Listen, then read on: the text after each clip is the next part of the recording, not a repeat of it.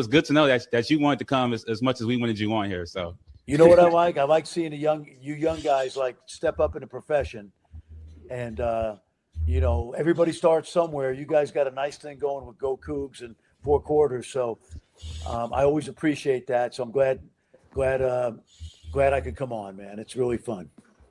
For sure. Good Thursday evening. Welcome back to Four Quarters. I am your host, Kenneth Bowman, and joined by my co-hosts, Daniel Rodriguez, Joseph Mosley, and Cullen Avent. I'll get the intro right one day, bro. 6'7". One day. One of these days I'll get it right. At this point, it's more iconic to just get it wrong every time. Yeah. Oh, y'all, hold on. Oh,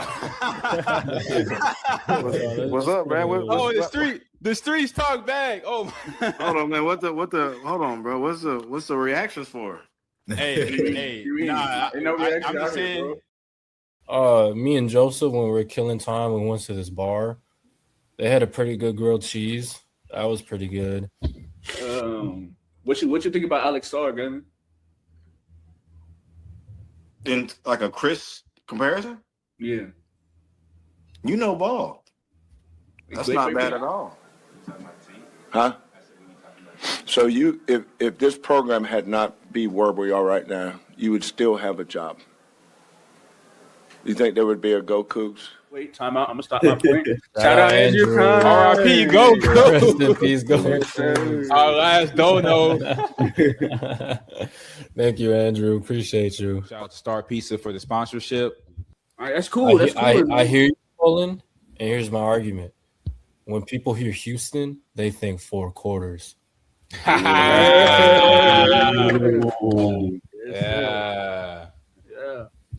Hey, honestly, we can end it on that.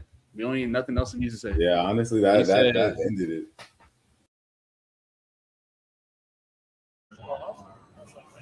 What is going on, Four Quarters Nation? We are here at Big 12 Media Days. We are live for our first ever in-person endeavor. How is everyone doing for Media Days? Man, good, man. It's been hustling, bustling. It's been a great day. A lot of great interviews, and I'm excited. We have a great show for you. Yeah, I'm doing great. I'm happy to finally meet the guys in person. So, it's a great opportunity. Yeah, actually, this is the first time we've ever met, actually, which is the crazy thing. It's crazy. Yeah. Good to meet you, man. But happy to be here. We have a great scenery, BYU in the backdrop. Really just a super, super cool opportunity. Yeah, we definitely have a whole lot to get into. Had some, notes from Your Mark's main stage presser. We heard from Willie Fritz. We heard from 4 of the U of H athletes that are here in attendance. We have Coach Fritz joining us at 1:15, so he will be here talking to me and J-Mo. We have a couple other guests, Joseph Duarte, Chancellor Johnson, the label, Ryan. Oh, no Chancellor? Okay, no Chancellor Johnson. But Ryan Mosso will be joining us. So, they don't got KD, but we got Jay McDaniels, or whatever they say. So we got a whole lot to get into. J-Mo, if you want to start us off with Star Pizza, actually. Yeah. Huge shout out to Star Pizza, making everything that we do possible. They've been such an amazing sponsor. Make sure y'all go.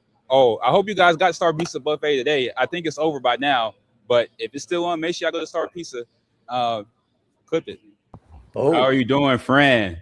I'm good, man. I need some Star Pizza next time I'm in Houston. Somebody said some Star Pizza. So, J-Mo. So Greg Yormark has some interesting things to say. I might ask all your opinions on it. One of the most important things we should start off with is now it is no longer just Big 12 football. It's no longer just the Big 12 basketball. No, it is Monster Energy Big 12 football season and Monster Energy Big 12 basketball season. You'll see the sponsorships. Everything will be done. Yes, they started our partnership last year, but now they're the official ambassador. I believe that's what he ruled. So what are y'all opinions on that? I'll go first. Yormark has said this multiple times. The Big 12 is open for business, so this is another business endeavor. I think it's great for the conference that, to have the sponsor from Monster. I want to see what they would take, what it will turn into once it gets going down the line. But, yeah, we are at the Monster Energy's Big 12 Media Day, so, it's good to see some new sponsors and some money coming through the conference. honestly, like you said, more money in the conference's pocket is more money in all these universities' pockets at the end of the day. So whatever can get more money to these athletes, to these programs is, fine by me.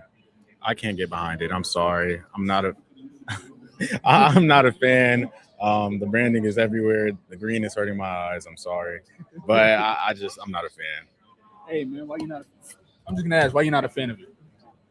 I'm more of a, and this is a hot take, I'm more of a water guy. So I don't know. It's not a hot take at all. It's not a hot take. I mean, I would agree. I think we all have our difference of opinions on energy drinks, but I will say I think it's a dope opportunity. I like what Brett Yormark is doing. Oh, wait, shout out to Andrew Kynes. $12 for Big 12 Media Day. Boom, $12. Yeah.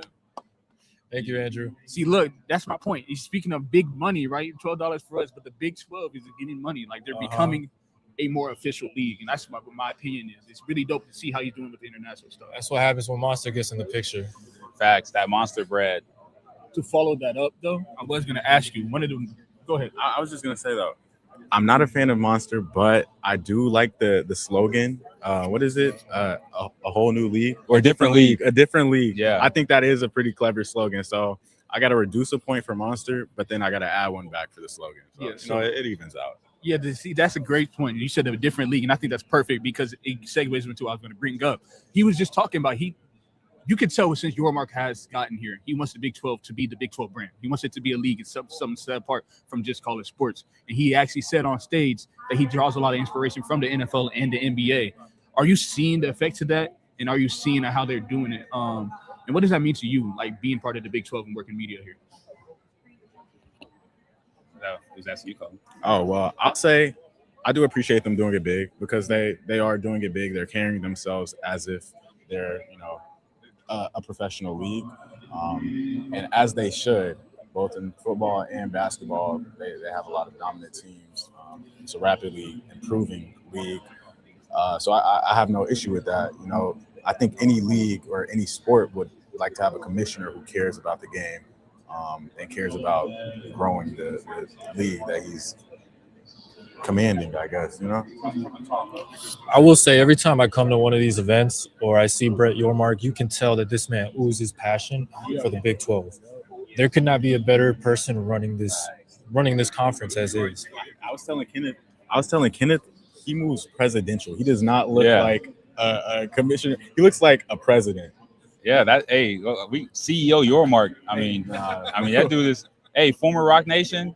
Hey man, he's running the Big 12 like it's a giant corporation. Yeah.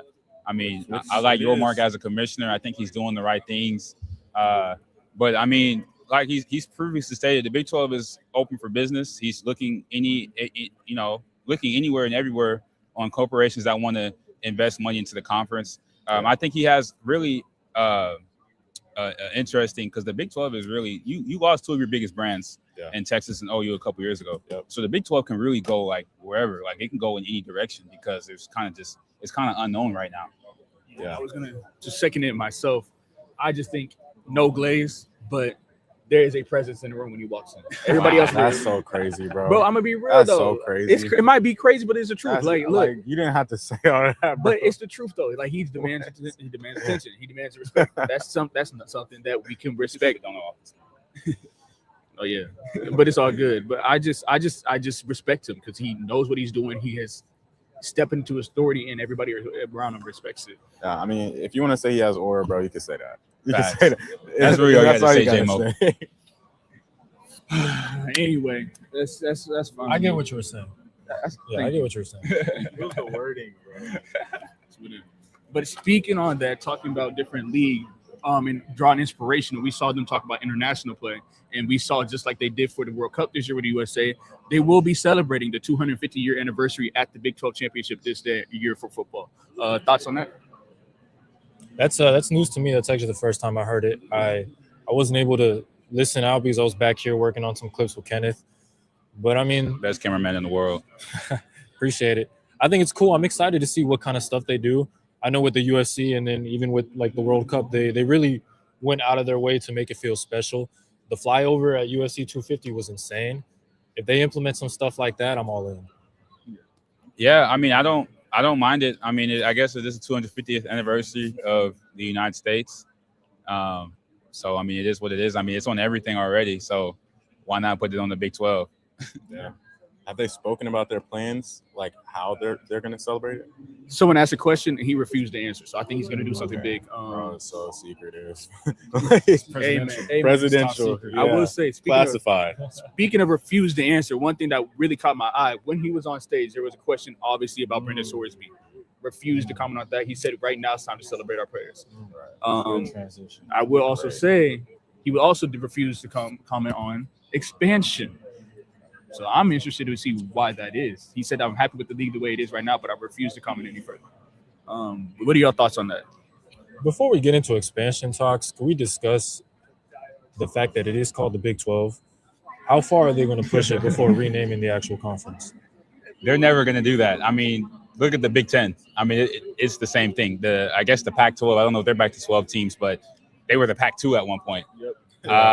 And I think right now it's just too big of a brand to like go ahead and just rebrand the whole name of the conference. I don't really think the Big 12 needs to expand.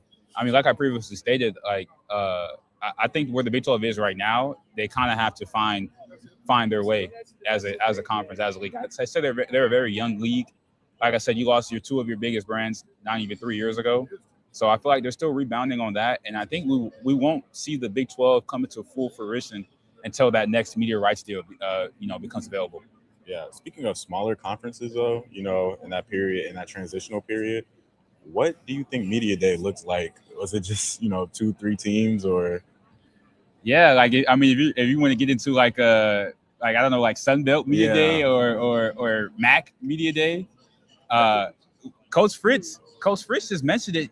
He was at the Blinn College Media Day. And he said they were at a high school cafeteria. Yeah. So I mean, I think overall, as the college sport has expanded, obviously Media Days has expanded. There's more to talk about. There's more members of the media. They need bigger venues to house everyone. So, we're here at the Ford Center, the Star Cowboys HQ. It's a nice venue. Bro, it has so many names, first of all. I want to address that. Yeah. I was thinking about that earlier. There's 3 different names for this place. I tried to choose a location on Instagram, and I didn't know which one to choose. So I believe it's this. We are inside the Ford Center. Okay. The area is the Star, and then this is also the headquarters of the Dallas Cowboys. Okay. I just think it's funny, of course it's extra as Dallas people are, that there's so much going on. It can't just be simple like we do it in Houston. We like to keep it chill. I will say I've been an avid Dallas hater my entire life, probably will remain an avid Dallas hater. But this compound is beautiful. It is. It's very nice. Honestly, just Frisco in general, like everything around this general area, I was not familiar with your game, Frisco. This is a very nice part of town. For sure. Still not better than Houston, though. Go Cougs. I ain't gonna lie. You did a little too much of Dallas glazing here. I got to go ahead and put you pause there. But we are getting ready for Willie to come on the show. I don't know about you boys. We are ready to take a little intermission. Yeah, let's do intermission. I'm hey, ready. Roll my Star Pizza ass. Star Pizza. Oh, How are you doing, friend? I'm good, man. I need some Star Pizza next time I'm in Houston. Somebody said some Star Pizza. All right, guys, we'll be right back. Want to do all of them?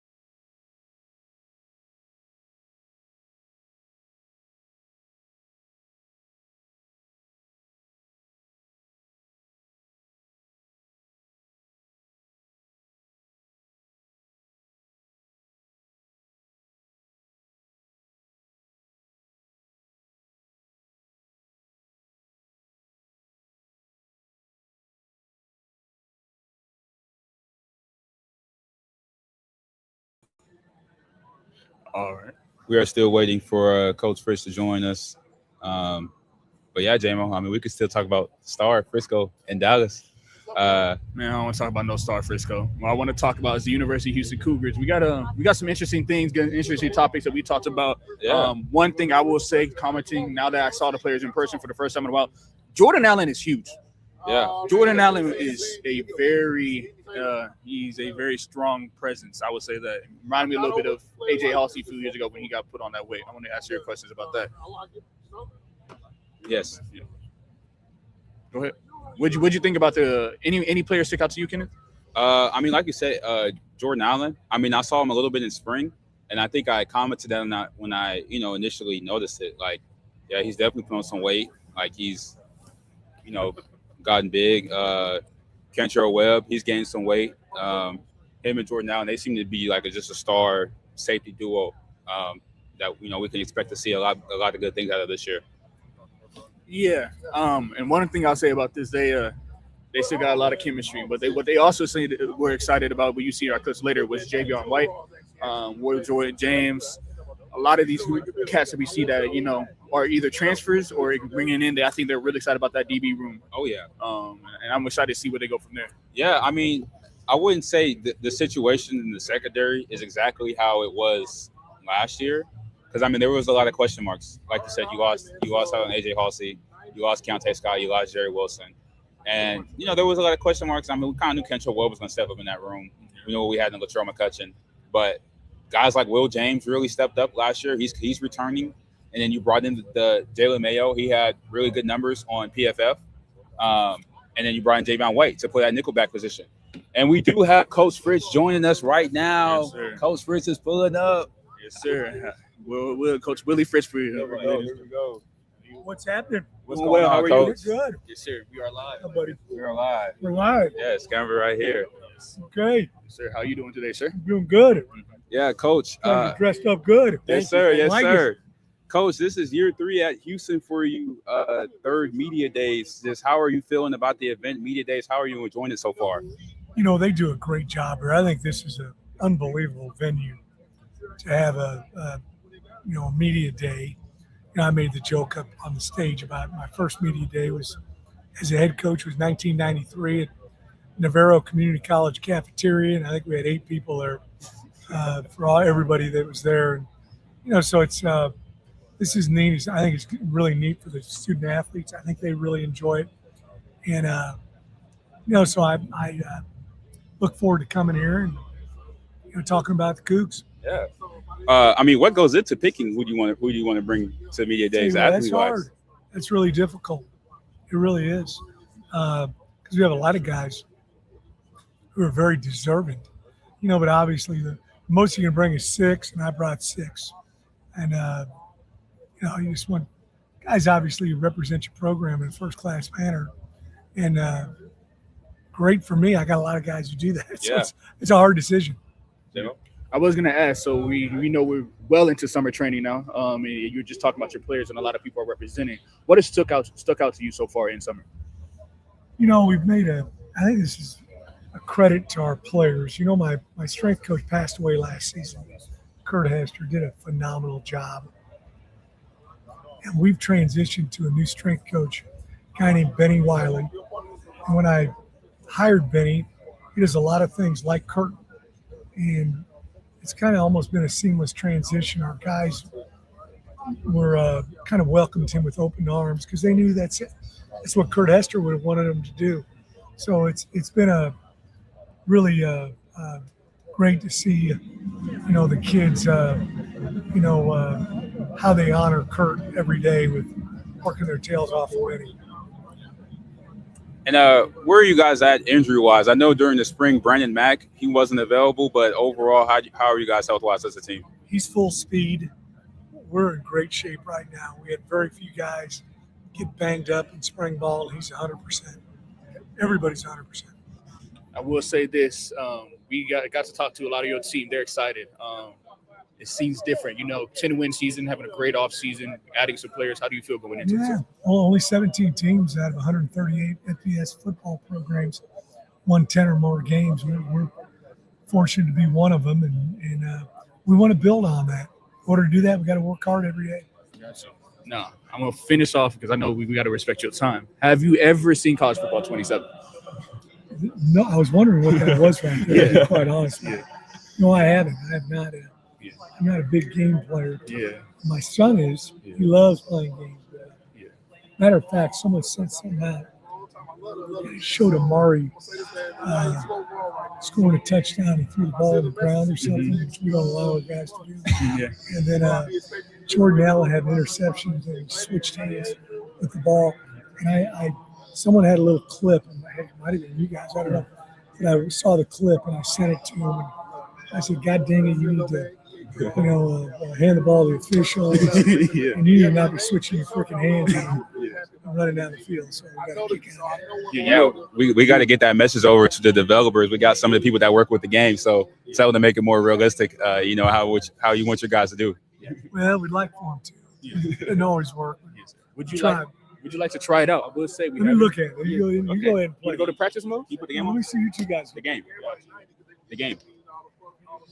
There you go. You can put it down right here. Yeah. Face it towards us. Who's our best player? Shadre Hurst. He's a 90. He's a 93 overall. No, but I mean, who's our best guy doing this? Oh, me. Oh, playing the game? No, I mean on our team. Oh, Shadre. Shadre plays a lot too. Oh, like Mari. I would say Mari. Mari plays much. Yeah, he says he plays it a lot. Yeah, I knew that. I knew that Shadre was one of the highest rated players in Yeah. the whole game, isn't he? Yeah. Yes. No, he got it. He's I think he's a top 10 player in the game. So I'm gonna go. I don't want to go to a full game. I'm gonna go to training mode because they have you will be able to go to an open practice, right? And we'll go to University of Houston here. Of course, Indiana won a national championship, so they do have the second highest rated team. Ohio State's #1. Here we are, University of Houston Cougars. All right, here we go. Just for the one time, we're gonna go here.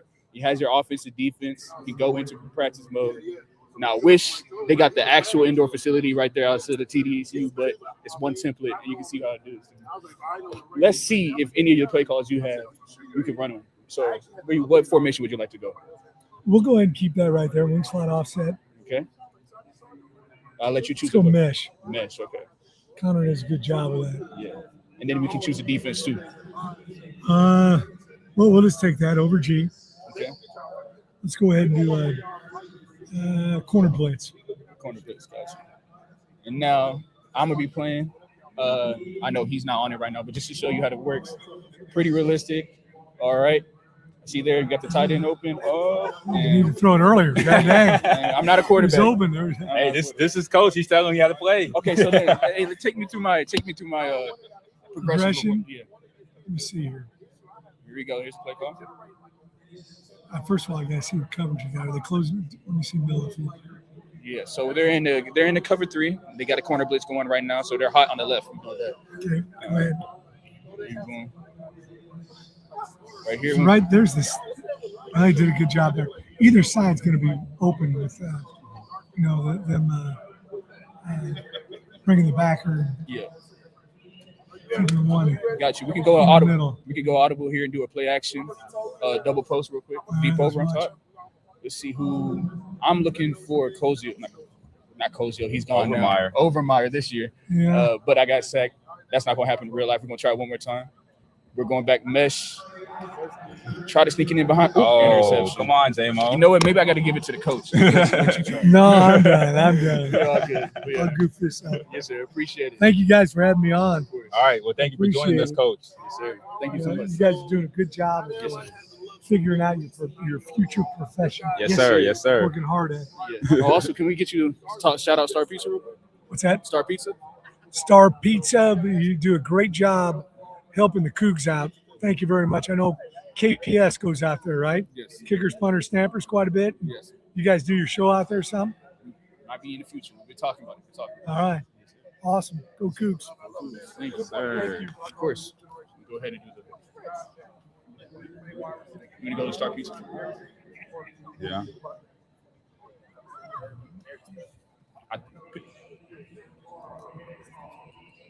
Yeah, anyway. Star Pizza.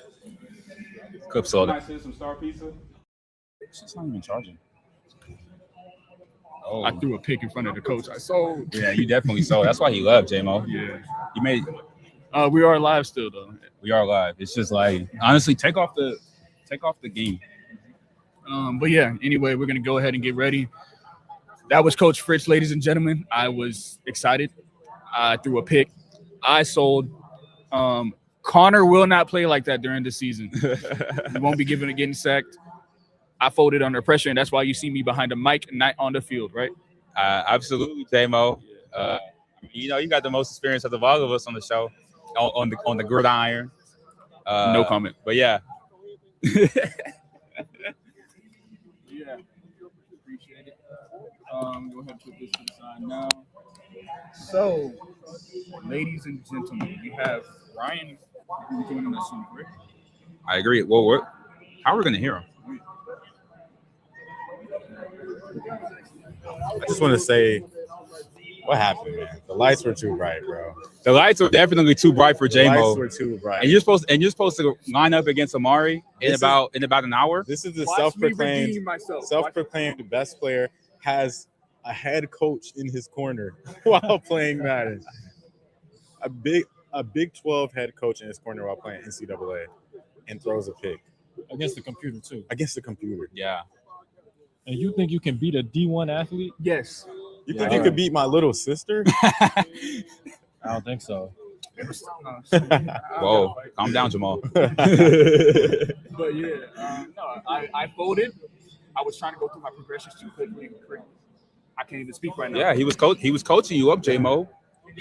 And that's a testament to how hard it is, and the level that these guys compete at out there playing FBS football.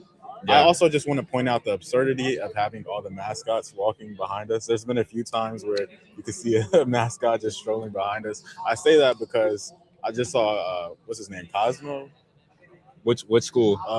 BYU. Is that the BYU one? Is that BYU? That is BYU. Yeah, I just saw Cosmo wearing a suit or something. I don't know.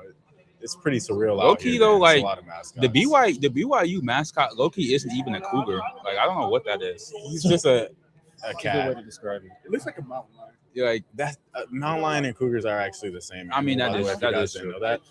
I will say this: he looks more like a taxiderm mountain lion. No, he does. Yeah, He looks dead. yeah. He doesn't even look alive. Like there's not even eyes; it's just black. Yeah. At least it could dance though. It's a little scary. I'm not gonna lie. It is. But yeah. Anyway, I think the most interesting mascot is the West Virginia. No. Like their mascot's an actual Just a guy. guy. It's just an Just actual a guy. Have you seen that meme? It's like normal dude. Yeah. Bruh, yeah, no, I think theirs is pretty funny. And then I'd say Oklahoma State is pretty scary. I would like to ask you, of all the mascots we've seen, Wait, here. I don't know if they can hear you. of all the mascots we've seen, right? Who's got the best aura? Sasha. I gotta ask. Yeah, I'm gonna keep it at home. I'm gonna say it's a tie between Sasha and Shasta. I'm not gonna be a homer. I like the Arizona State mascot. The Baylor Bear, he was looking pretty swole. Bro, the Baylor Bear has looked insanely slow today. I don't know what they're feeding him. Also, I will say the Bearcat and I have developed a friendship today, so I got to give a shout out to Cincy. I'm looking directly at the UCF Knights, too. Yeah. It looks pretty cool. I saw the UCF Knight actually knight somebody, so I'll give them respect. Oh, that's pretty sick. But at the end of the day, it's U of H all day, every day. Go Cougs. Wait, how did he knight somebody? I don't see a sword. Someone stole his How sword. does the knight someone? You have to go. I'm saying, but doesn't like someone else have to knight? You Like can I knight someone. A knight can knight another knight. I didn't know that. No, I don't think so. I feel Actually, like it has to be the king. It has to be like someone above the Yeah. knight, like a bishop or like Bishop? Where's Coach Bishop? Yeah. Where is Michael Bishop or Alan Bishop? Either. Yeah, either. What are we talking about this? I don't know. It is, but we do have a schedule. We can bring up Mr. Monceau, the label. I think Mr. Maso is busy doing something. Right Okay, now. well he's So, backstage. Let's go ahead and. He's backstage. Bring it Yeah. up. Oh, change the layout. Turn it up. Hello, boys. What is up, Ryan? Nothing. When Willie left with y'all, he walked over to me and was shaking his head, kind of embarrassed about the football performance that he saw. And he came and sat next to me for 10 minutes, 5 minutes. And that is shameful. Shameful. Ryan, I folded under pressure. Just watch what happens. Okay, I got you. I promise. Sad. Yeah, the lights were definitely too bright for Mr. J-Mo. I feel like that's why Willie left early. He's seen enough. He didn't want to continue our session any longer. And he didn't have anything to do. He just left. Yeah, he's just tired of your shit. Enough. Yeah. I think if you were on the UH roster, you would have got cut. See, that's not even allowed technically. So they would have found a way. You would have been no longer with the team. Your scholarship still would have been guaranteed, though. To defend myself here, I had a mic in one hand and a controller in the other. Watch what happens when anybody else hops on the sticks. I'm gonna now I gotta whoop everybody that comes against me. It's as simple as that. We're playing against the computer. I have to ask. Whoop anybody that comes against me since y'all disrespected me. Texas Tech is on the stage right now, and it makes me wonder, did you have money on that, Mr. Sorsby? Were you gambling? I plead the fifth. Yeah. I plead the fifth. What have you guys learned today? What has surprised you about doing this? Surprising. Well, it surprised me that J-Mo threw an interception in front of Coach Fritz. But topic.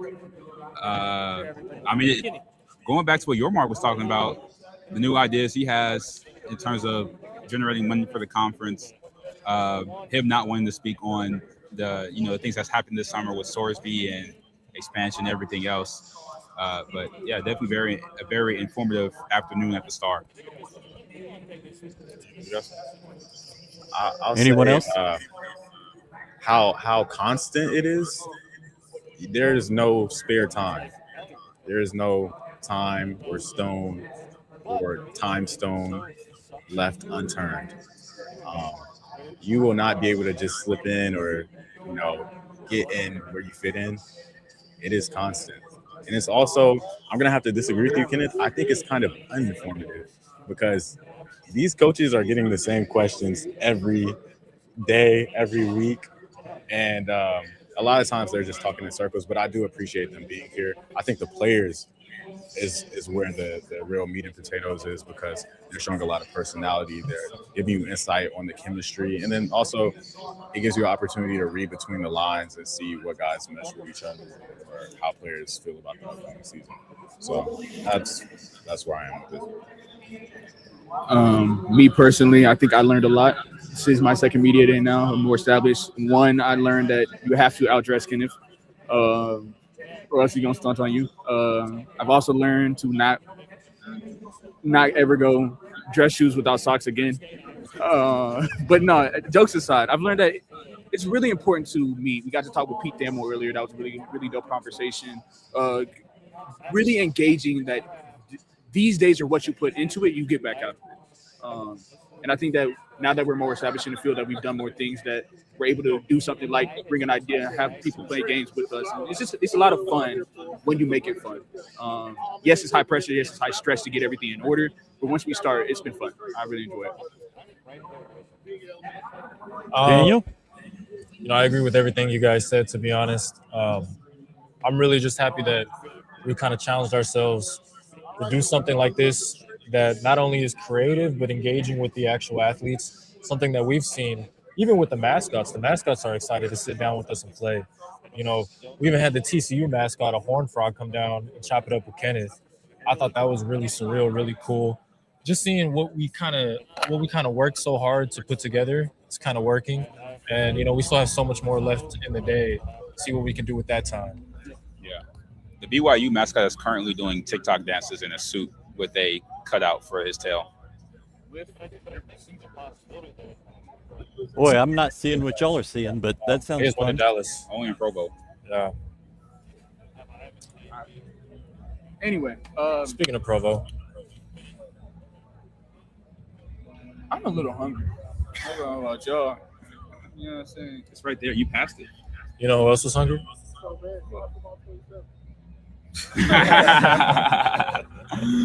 I didn't do it. Here he comes. Star Pizza. Oh, I see him. Star Pizza. Shout out Star Pizza. Best pizza. So Cosmo's about to pass me in the suit. Right behind me now. Whatever. LJ Martin is huge. I will say that. That is a very big running back. Yeah. It looks very Wait. preferential. Y'all talked with some of the U of H players. Did you get anything out of that? Yeah, I mean we can put the clips up here. Yeah, we'll do it in a minute. I just was curious if y'all got anything out of talking to those guys. How about, can we play the Horned Frog clip? Yeah, let's go ahead and do that. Let me score on you before this quarter over. Let's do that.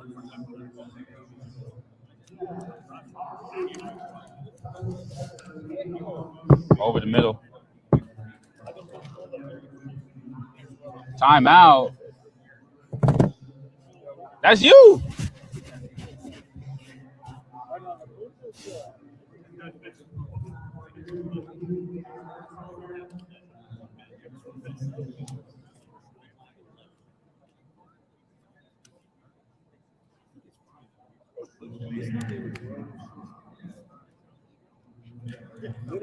Come on.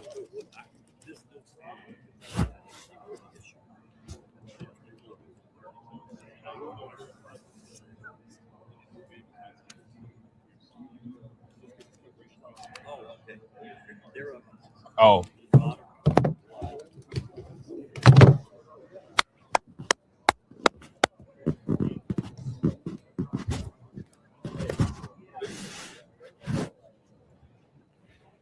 Get him out of there.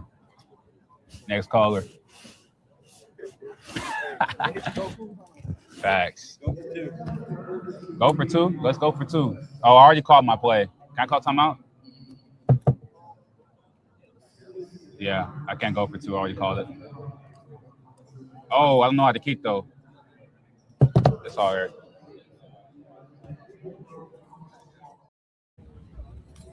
That was fascinating. Hopefully that's better with the players, but yeah. Ryan, I think you got a fan. Hello to Who's Ryan. What'd I do? You got motion. Oh, You're the label, man. You got motion. yeah.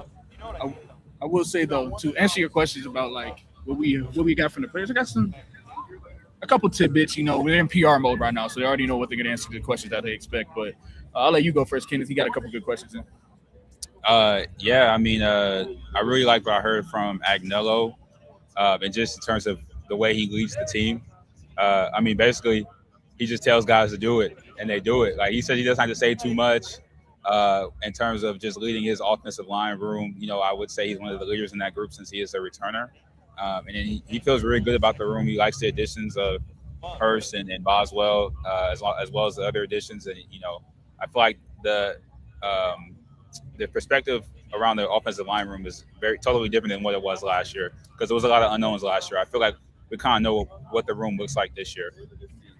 And when I talked to Jordan and Contrell and all them, I got a lot of good feelings from them. One thing I noticed is you can see what was specifically said in the clips when we played them later. But the biggest feeling is kind of like what I was telling with Willie. They're happy, they're really enjoying themselves, and they're excited. Which I don't think you can be in a better place than a football team coming off a 10-win season, having this momentum going into it. And you'll see it at the end. You got a hot take from Contrell that I don't think anybody could disagree with. I ain't going to say it now. We'll say it for the clip later. But, yeah. And two things. Yes, we did get the chance to speak with Amari, but he actually will be joining us again later in the show to, you know, hop on the sticks. I believe he'll be playing J-Mo, right? Yeah, J-Mo's gonna have to redeem himself. Yeah. He already messed up in front of coach, so hopefully he doesn't Yeah. when Amari gets on. And coach has film on you. He probably went back and told Amari. I ain't scared. Yeah. Yeah. They're watching the tablet right now. I only fear God, homie. Only fear God. Don't worry. All right, D-Hop, calm down. But second, a lot of you guys might be wondering where's the fourth quarter at. Cullen, he stepped out. He's currently trying to get us some content, some material with Coach Prime. See if we can get any of that stuff on air. But yeah, super excited, for the last half of the show. I'm excited to see the dynamic between the guys. I think Jordan and Contrell are going to play against each other. Yep. Super, super excited for that. I kind of want to see LaFau and Agnello go at it. Yeah. Battle of the trenches. O-line versus D-line. Yeah, that sounds fun. Yeah. Yeah. They're going to be playing their respective positions. We acquired you a fourth quarter. Do they have O-line drills? O-line versus D-line drills? Oh, JD has joined us. No, yeah. JD has joined the chat. That's Joseph Duarte. You guys hear me? Joseph. Yeah, we can hear you. I don't really have notes. Joseph, what's going on, man? How are you enjoying media days? It's all right. I feel kind of weird doing this with you guys right behind me. I don't know where you at. We'll make it work. Yeah, we got a chair from you. You can come sit next to us. You don't have to social distance. Now, I'll let y'all do y'all's thing. Okay, I got you. No, media day's been great. It's been great. I mean, I've done this, I don't know how many times now, but it seems to get bigger every year. The expansion of Media Row, and now it's podcasts and, guys like you that come in and do your content. So it's kind of cool to watch. It's evolved through the years. Yeah. I gotta ask to the two unks in the chat, Ryan and Joseph, how do you feel about Monster Energy and implementation into Big 12 sports? How do I It's feel a about better what? situation. The Monster Energy. They're going to be the patch from the conference, and they're going to call it Monster Energy Big 12 football. And basketball. You Okay. can get basketball. And basketball. But we're talking football. I think we lost Joseph for a minute. I don't mind it. What do I think of it? Yeah. So let me get this straight. So it is a patch. That's how I understand it. That's what the agreement is. That's part. He said this is Yeah. I mean, the whole deal is not to make this look like NASCAR. And you have schools now that are going to have their own patches. You've got the Nike or the Jumpman logo for basketball. You have the Big 12 logo. I mean, you're starting to look like NASCAR a little bit. I don't know if I like that, but I know the reasoning, and I get that that's where the money is. And I don't know if they announce what the payout is, but I'm sure each school is going to get an infusion of cash there. So just like the Venmo partnership they announced last year, I mean, you see the Big 12 doing a bunch of different things to increase revenue for each of their member schools. Yeah. You're How so far far removed do you- behind. Sorry. I was going to say, how far removed do you think the Big 12 conference is, or really just college sports in general, from using lights to put advertisements on courts and in the field, similar to like the NFL and the NBA? You think that's something that they're kind of setting up now? Why not? I mean, If you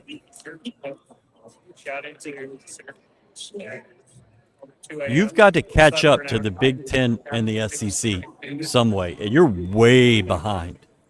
So what you have to do on the margins to make a little bit more money is probably just what you're going to have to do.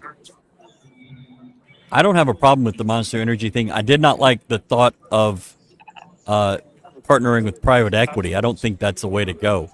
But advertising, yeah, who cares? now you also, if you're a school, you need to be careful because it's easy in most situations to put a logo on a football field, and a little bit tougher with the basketball court. But you're not going to get into some of the lights or the stuff that costs money.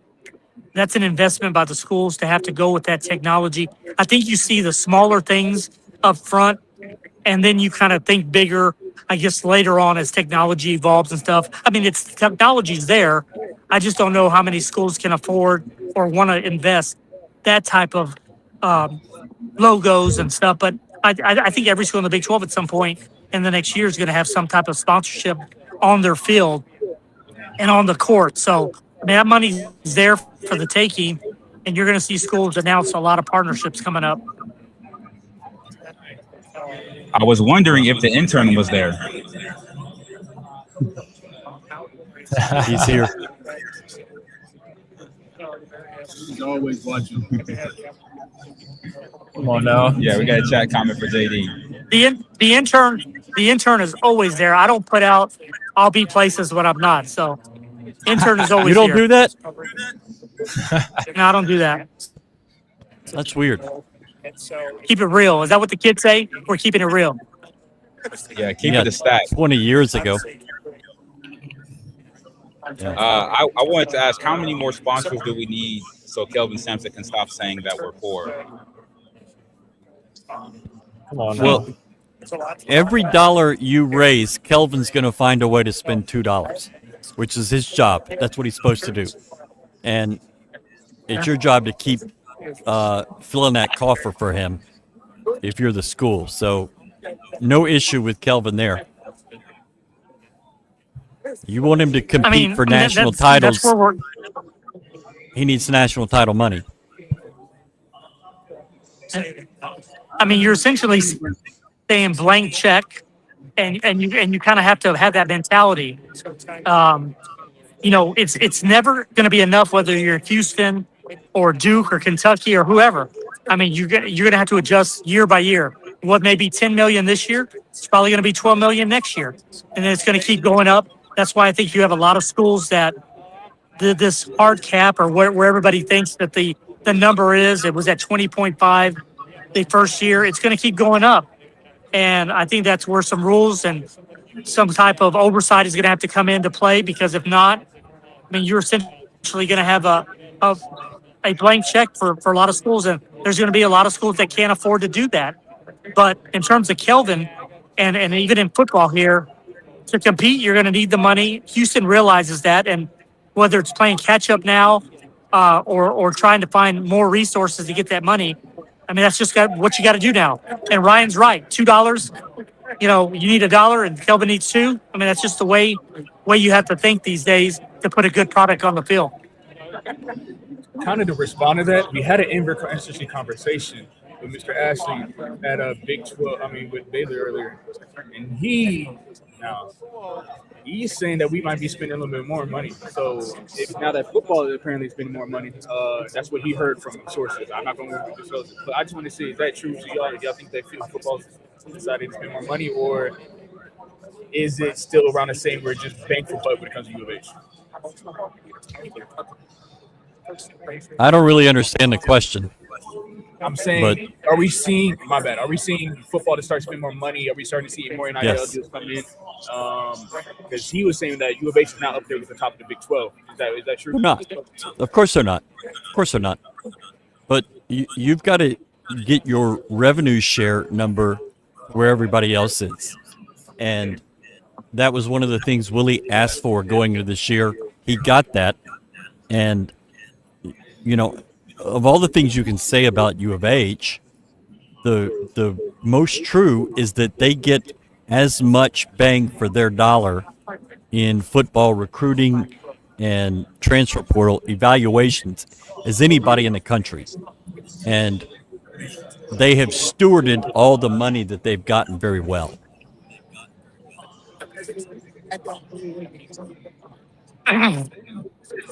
So guys, I'm never going to burn a source, but I'm getting text messages.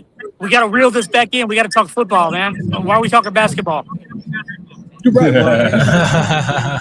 It's just inevitable to bring Come up. on, man. It's football media day, so I can't burn my source. Just you got listeners out there that expect football talk. Exactly, you're right. Yeah. No, we over here, Big 12 Media Day. We see a lot of mascots going around. I just want to talk about. I'm real confident. I'm real confident. Now that I've seen everybody, I like what the new strength coach has done with the players. Like I said earlier, Jordan Allen's put on some really good weight. All the players are excited. They're ready to go. When they ask y'all's opinion on it.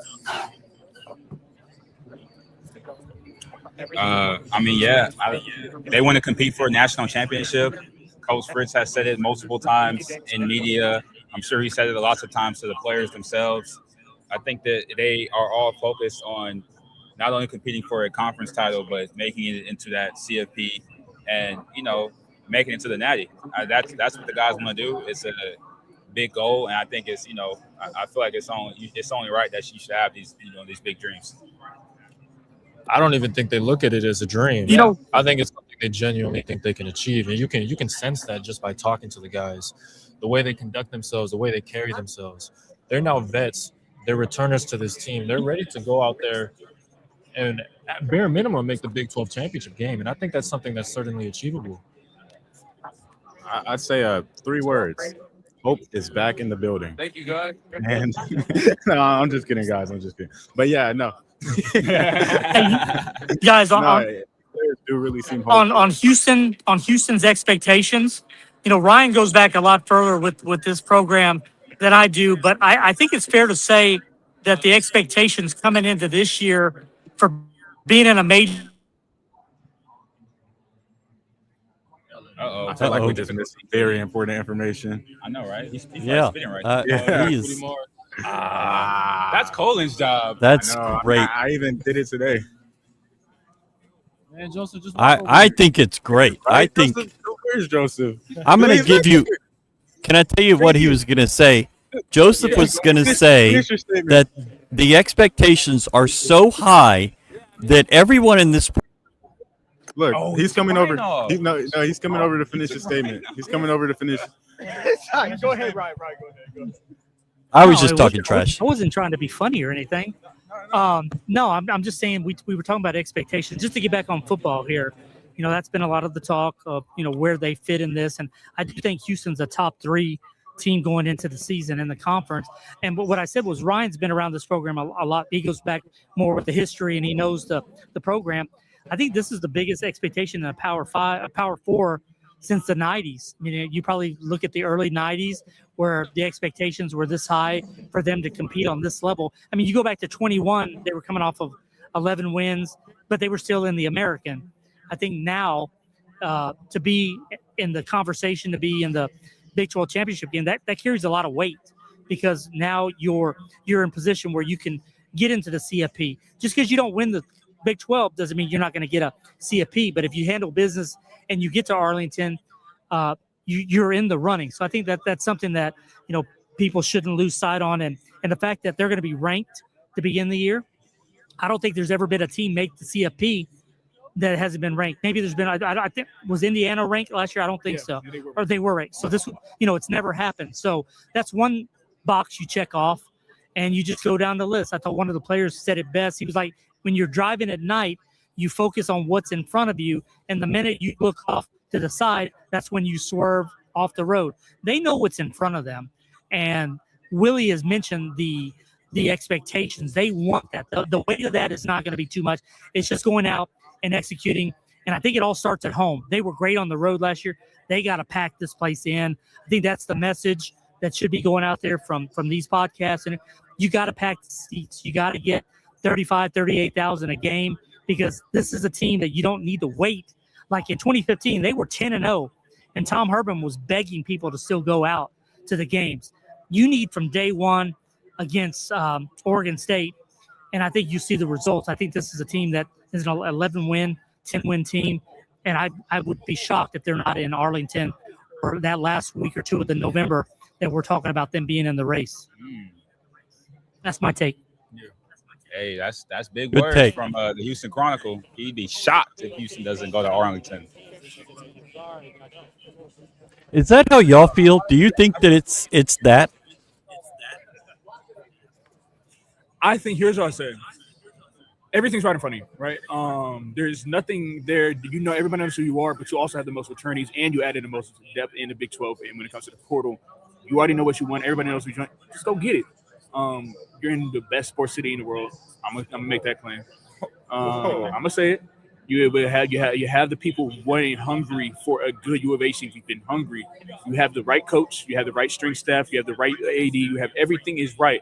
The only thing that can go wrong is attitude and effort. And I believe they have the attitude and effort. So I have high expectations, and I think there's no problem with saying that. Okay. I've been asked by different podcasts and different people, like, are my expectations there for U of H to be at the top? What's up, man? Two people I just talked to both said, I've got U of H in the title game. And it's just, whoa. And I think U of H's road schedule, where they have to go to, is what is going to be the difference in an 8-win team and a 10 or 11-win team. Can you win in those big stadiums consistently? Like, you go to Colorado, then you go to West Virginia in an 8-day stretch. That's hard. That's a lot of travel. Those are two difficult stadiums to play in. They'll both be packed. I'm interested, but I just can't say that yet. I need to see something to show me that first. Yeah, I mean, definitely. I think our first couple of games that U of H has this year will truly tell what this team really is. And I agree with the point that you made, though, Ryan. Their road schedule this year, I mean, they went undefeated last year on the road, but their road schedule this year is not easy.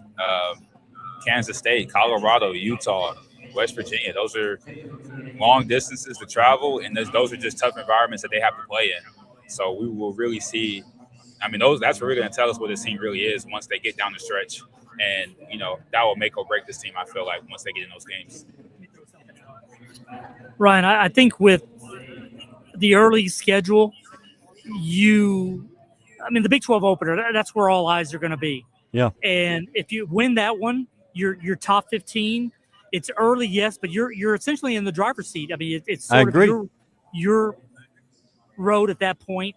I think a couple of things work in their favor. Yes, it's in Lubbock, but Tech's coming off of a short week at Oregon State. I made that trip last year, and I saw what the team went through logistically just to get there. That is not an easy trip. And to come back, you're getting back on a Sunday late, and then you turn around and have a Friday game. That if you're Houston, that plays into your favor. So if you're Houston, yes, that's the premier game of the first half of the season. That Utah game, to me, that's going to be a really tough one. You look at the West Virginia game. That's a long trip, but you think you can win majority of those, so you take care of business, and then I think Kansas State. That's also one we haven't talked about. That's going to be a really tough, a hard place to play. Tough trip. So the road schedule is not easy, but I think this team is equipped a lot better this time around, and they're veteran, and they know what's in front of them, and that's the thing. They're not going into a season where they're maybe hoping that this could play out for what they believe. I mean, there's not a guy I didn't talk to today that didn't feel like they should not be among the top 3 or 4 teams in this league. So with that comes the expectation. Willie told us a few weeks ago that they like the expectation. So they'll be prepared, in my opinion, from that regard. Willie talking to On 3. How many losses did this team have on the road last year? 0. They went undefeated on the road. They were 6-0. My point. They put that on the rings, the championship rings they got. Same mentality going into next season. Okay. Texas. I think we're all lagging. Did we crash? Oh no. Texas Tech has to go to Oregon State, as Joseph said. They play that game at 6:30 at night Central Time. So you're not getting out of Oregon State till 12 or 1. You're getting home at 5 or 6. And then they have to play another game Friday night. Houston has Southern. Check the laptop. Oh, and what are we doing? Okay, it's gone. Well, thank you for joining us, JD. Appreciate it. We're gonna take a quick. Yeah, thank you. Oliver. Wait. Let's do Star Pizza. Oh yeah, Star Pizza real quick. It's promo real quick. Boom. Somebody send some star pizza. Jesus Christ. An hour. Yeah. We're like an hour in. There you go. Somebody send some. Oh, How are you doing, friend? I'm good, man. I need some star pizza. Good to see you. Yeah. No, I'm excited to be on. What you liking, bro? You know, Who do you want to play? Oh, we playing already? Are we doing that, J-Mo? Oh, okay, word. A whole game or just a I'll quarter? hold the mic for you then. Yeah. All right, So Joseph has to redeem himself. We had Coach Fritz on true. here. He was in practice mode. He's throwing picks in practice mode. Oh, Jesus. In front of Coach Fritz, by the Okay, way. I haven't played yet, so. Don't worry about it. All right, You all right. can't be any worse than him. It's All all right, man. good. I hope No, not. we If can I put the am, sticks down because honestly, before we get into it, I know it was painful having to sit here and watch y'all star receiver interviewing for a different school in Big 12. How do you feel about that? wait, say that again. Omarion? Marion. Oh yeah. I mean, it is what it is. It was tough 2 years ago when he got injured, and we couldn't see the full rest of that year. But I mean, last year he was among the many guys who didn't want to come to practice on time. So, I mean, we miss him. He's a talented dude, but he's obviously on the preseason team for ASU. But just got to see how things turn out there. They didn't even bring a QB out here to Big 12 Media Day, so it does matter who's throwing him the ball. I'll say that. Yeah. I'm not gonna lie. Speaking on Omarion Miller, I really liked him at 23. He dealt with a lot. He's been dealing with injuries really his entire tenure at Colorado. So that's not really something that you can harp on a guy too much for being hurt. But like you said, that the practice. I'm not too tapped in with what y'all got going on. You know more than me, so that's crazy. I mean, knowing who Deion Sanders is, Coach Prime, I feel like I feel like they should that would be like a disciplinary thing that he would need to go through. But yeah, I mean, I really liked Omarion Miller as a receiver, as a player. I mean, in that UCF game when Colorado almost came back against Caleb Williams at USC. I think he went like 141 that game. Yeah. So Omarion Miller has definitely, but he also got injured that same game, I believe, too. No, it was I think he got injured later that game, and then he got injured in, the next season against Kansas State. Yeah. He had a nice touchdown, one-handed catch, and then he broke his ankle. Yeah. And it was So it's just like from what I've seen from Omarion, like he's always had good numbers. I honestly thought he was the best receiver in you guys' wide receiver room last year. Last year he could have definitely been up there as the number one. But a few years ago with Jimmy Horn and all of them, that was a little debatable. But even then, But still, in my opinion, he should have been playing over Will Shepherd. Yeah, I know some people didn't like the drops, but Yeah, it so is what it is. I'm like, y'all got Omarion Miller and Will Shepherd still getting out there. But I mean, it's cool that Houston's in the Big 12 now. Colorado's in the Big 12. I mean, I've really just been enjoying the Colorado, I guess you can call it a resurgence with Deion Sanders. I mean, he brought his sons up there, Shiloh, Shadur, Travis. They obviously had a great year back in 24, and then now they're in the NFL. But it's going to be interesting to see, because my biggest thing with Colorado is I feel like you guys the team needs to focus on like roster building, roster construction. I think we might have seen that a little bit in terms of this recruiting cycle. Like I've been seeing you tap in a lot of recruits and stuff, their commitments. But in terms of like the transfer, the transfer of rebuilding a team through the portal every year, I don't think that's a sustainable method for building long-term success. I feel like there needs to be some recruiting and development on the back end. Yeah, you can see some of those changes this past offseason because 2 years ago, when we saw Coach Prime, he was dealing with cancer. He was skinny. He talked about that a little bit on the center stage. Today, he was, he's healthy. He talked about how proud he is to get to that stage. Yeah, a lot more energy. But with that, he's been around the team. He changed his coaching staff a little bit. They got new coordinators on both sides of the ball. And I think that, having NFL experience on a coaching staff is important, but sometimes they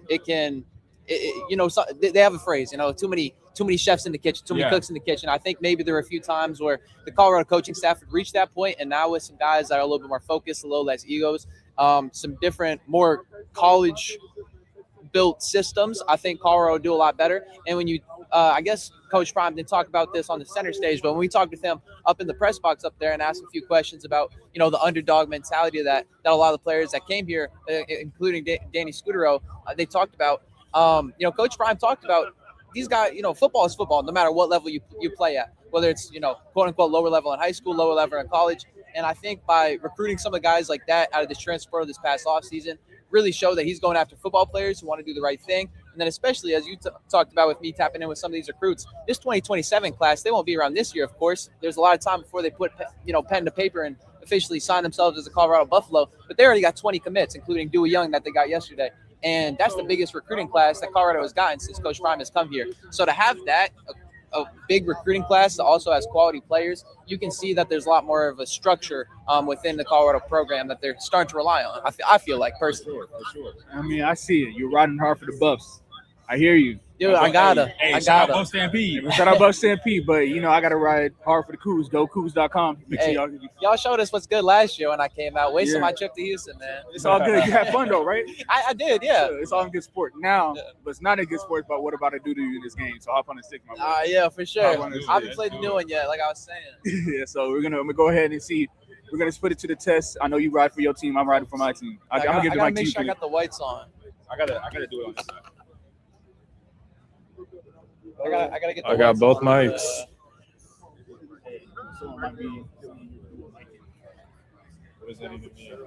You're over moving like Dana at the press conferences at UFC. I need the context. I need the context. You play varsity?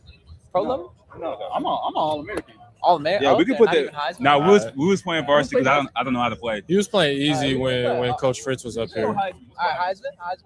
Okay, let's run it. What are we doing? How many quarter length? I mean, we gotta rock the blackout. Rest in peace. Oh yeah, this is not a Kurt Hershey uniform. If you did not know. Yeah, so we are gonna be repping the blackout. It's gonna be 2 minutes. We gotta go rip for All right, word. All right. Now, that'll be different because the go-go offense, man, it kind of needs some time. It needs some time to build on itself, at least when I've used it in college football. Because when it was with UNLV 2 years ago, that was the go-to playbook. Yes, it was. But it's okay. I got answers. Oliver, one thing I wanted to ask you before you guys start this game, what did Julian Lewis tell you guys this morning? I mean, nothing too crazy. Julian, he's kind of like, I'm trying to figure out how to describe it, but he's a pretty chill dude. Yeah. Obviously excited to be here. But yeah, just talked about the leadership and the fact that he's ready to play. Yeah. He was played in a few games last year, but obviously they kept him out so that he could redshirt, and he had to play a lot behind Kane Salter. So to see him kind of have that excitement, knowing that he's probably going to have the graces of starting. I know Isaac Wilson is in that QB room. I think just that confidence, you could see that a little bit more in his answers today versus last year. Yeah, because speaking on him, I feel like a lot of people were like, "Oh yeah, Juju's gonna transfer," but I mean, aside from money, there was really no reason for him to transfer. He's in a good situation. He can start. Like they're not gonna bring anybody else to start over. There's gonna be a battle, but it's essentially his team. Yeah, there is going to be a little bit of a battle, but I think that would be good for him to not just show him what's good right away. Oh my goodness! All right, bro. I'm answering questions. He's just focusing. He closer to the screen and everything. Oh yeah, that's true. I gotta redeem myself. I threw a pick for my head coach. Hey, fair enough. Man, how do you call an audible in this game now? Square. Hey, but I need to shift the line. Okay. Okay, word. Okay, yeah, I see that now.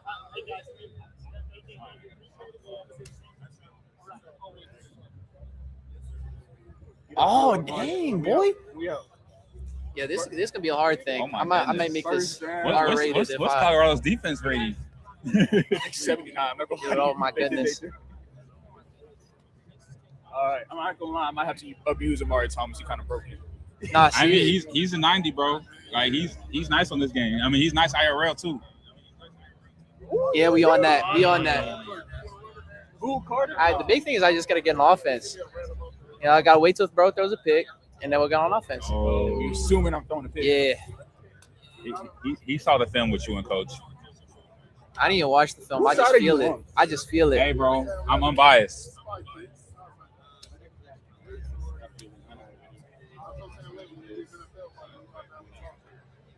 What's all this pre-snap? Yeah, offsides. False start, excuse me. Lights are too bright, man. You're already choking. There we go. Don't even worry about it. We got some. It's an away game, and it feels like a home one. You can't be saying that with the curse. Hey, it's about to be a pick six. Straight to ESPN. I Big wish trust. they would put like the customized fields. Oh yeah. That's hospital ball. Like they need to have the option we can put the alternate fields on there. Yeah. We got EA guys right here. Oh, that's facts. No, it's interesting hopping on this podcast and talking football, bro, because y'all were talking about basketball before I hopped on, and all this NBA news too. We got a boss call. We had to switch it back to football. Fair enough.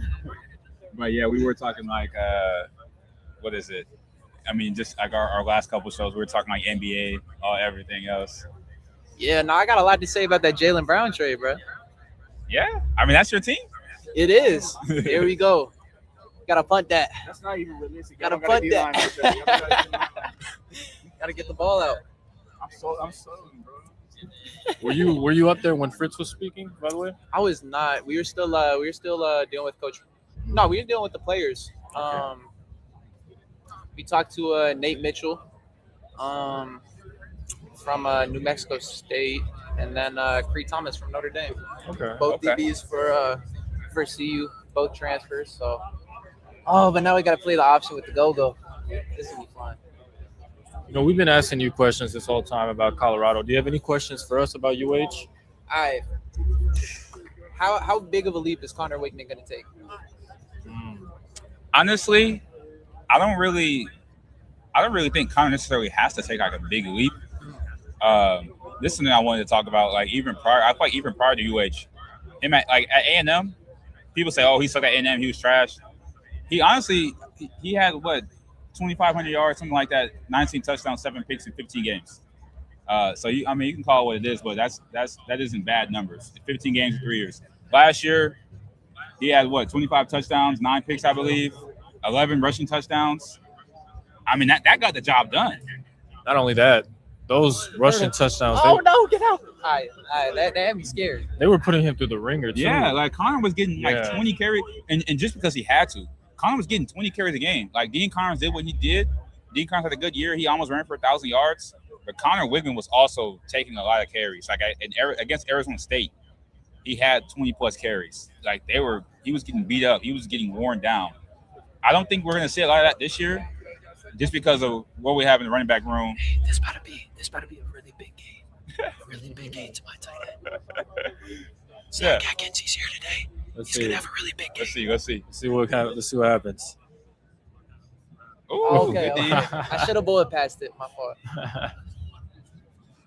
I think this season we're going to see a different Connor. I think 2 years under this system, 2 years of familiarity under Coach Fritz, 2 years with Amari Thomas. I think is going to be huge. 2 years with Slade Nagel. Yes, 2 years with Slade Nagel. Honestly, I think we're going to see a different Connor. Bro. Oh man! Hey, go Cougs! Hey, let me get that challenge.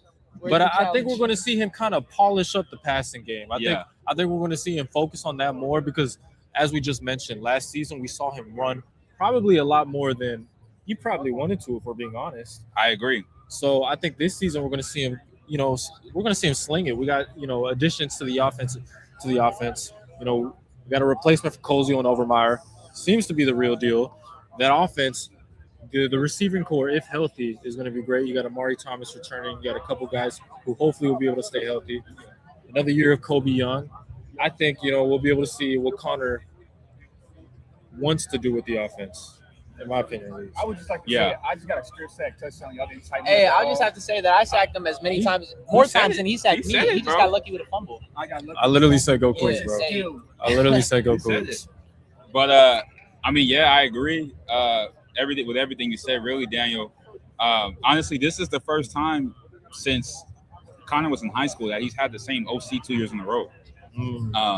So that's a thing in itself. Like Connor has to learn, and every year he's been in college, he's had to learn from a new OC. This year he's back with Slade Nagel, he's back with Coach Fritz. You got Sean Bell, quarterback coach. Wow. So I think they have the right pieces around him, and I feel like with the way this team is constructed. The team had to play certain ways because they had to, and like you said, not because they wanted to. Yeah, Connor had to run the ball because that's what they needed to do to win. Because he's a very good runner. Yeah, they didn't have the running backs. They have the running backs. They bring back Amari Thomas. You have Trent Walker. So now we're going to see a lot of what they want to do, what works best, and not necessarily what they have to do.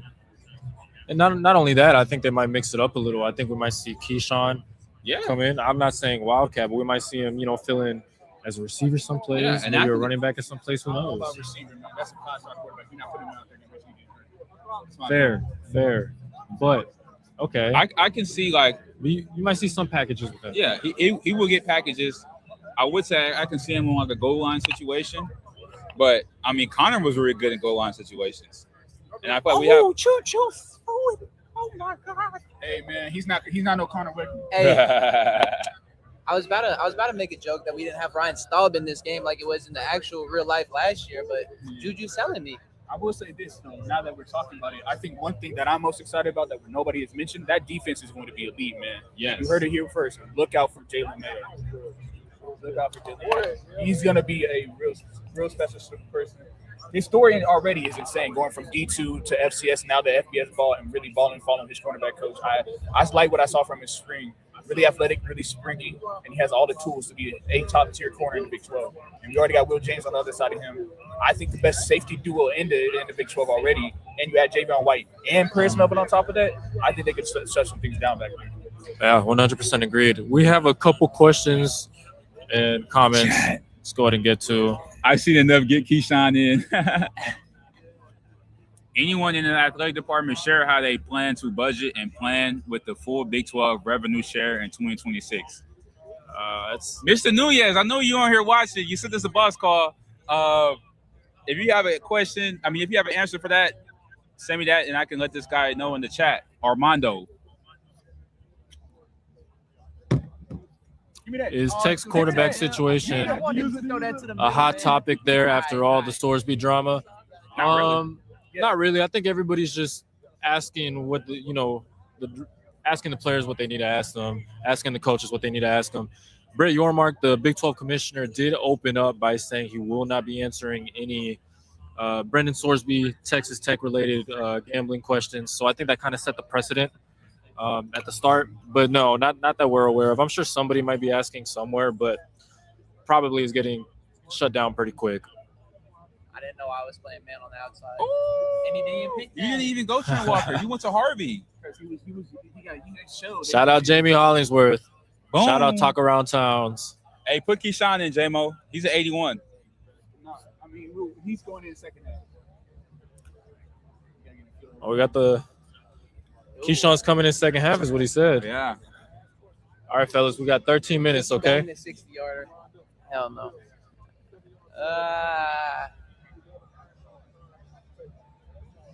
Let me go field goal return. From the perspective of another Big 12 team, a competitor in the conference, last season, I don't think a lot of people thought that the Cougars were going to be one of the top teams, in the conference. What's kind of the talk around the league from an outside perspective, looking at the Cougars? Like, do you guys think they're legitimate contenders? Do you think they can push for a Big 12 championship? Do you think they can push for a college football playoff appearance? Yeah, the thing about the Big 12 is obviously the last 2 years, it's been pretty up in the air. And so that makes it hard to really put a definitive answer down. But I will say that I think Houston is making a quiet case because, like you guys said last year, people didn't really put as much confidence in Houston, and then they surprised some people. And this year with the Brendan Sorsby drama and people talking about Texas Tech and always wondering what they're going to do, the new head coach is being hired around the Big 12. There's a lot of focus that's been going on, not on Houston. And so I think the fact that there isn't a lot of focus on them will benefit them in the long run. Dude, I can't make nothing on this game, bro. I'm trying to come up with takes and I can't do anything. You have any thoughts to what you just said, Kenneth? Yeah, I would say definitely. We heard it from President Couture, I believe, after the bowl game. The 10 wins, that's the standard. They went out on 1-10. Like, you go 4-8 2 years in a row in Willie Frick's first 2 years. And no knock to him as a coach. I feel like that's just where the team was. He needed some time to rebuild.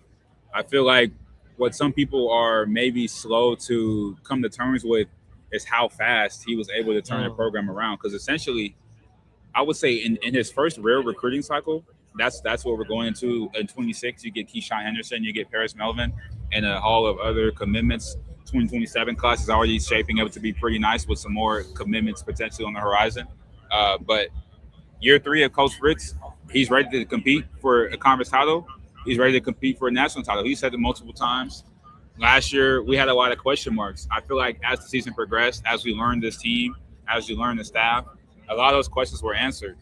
And now it's just about can they do it again, and can they do it even better? 100% agree. I am curious though. Last season, only one Big 12 team actually made the college football playoff.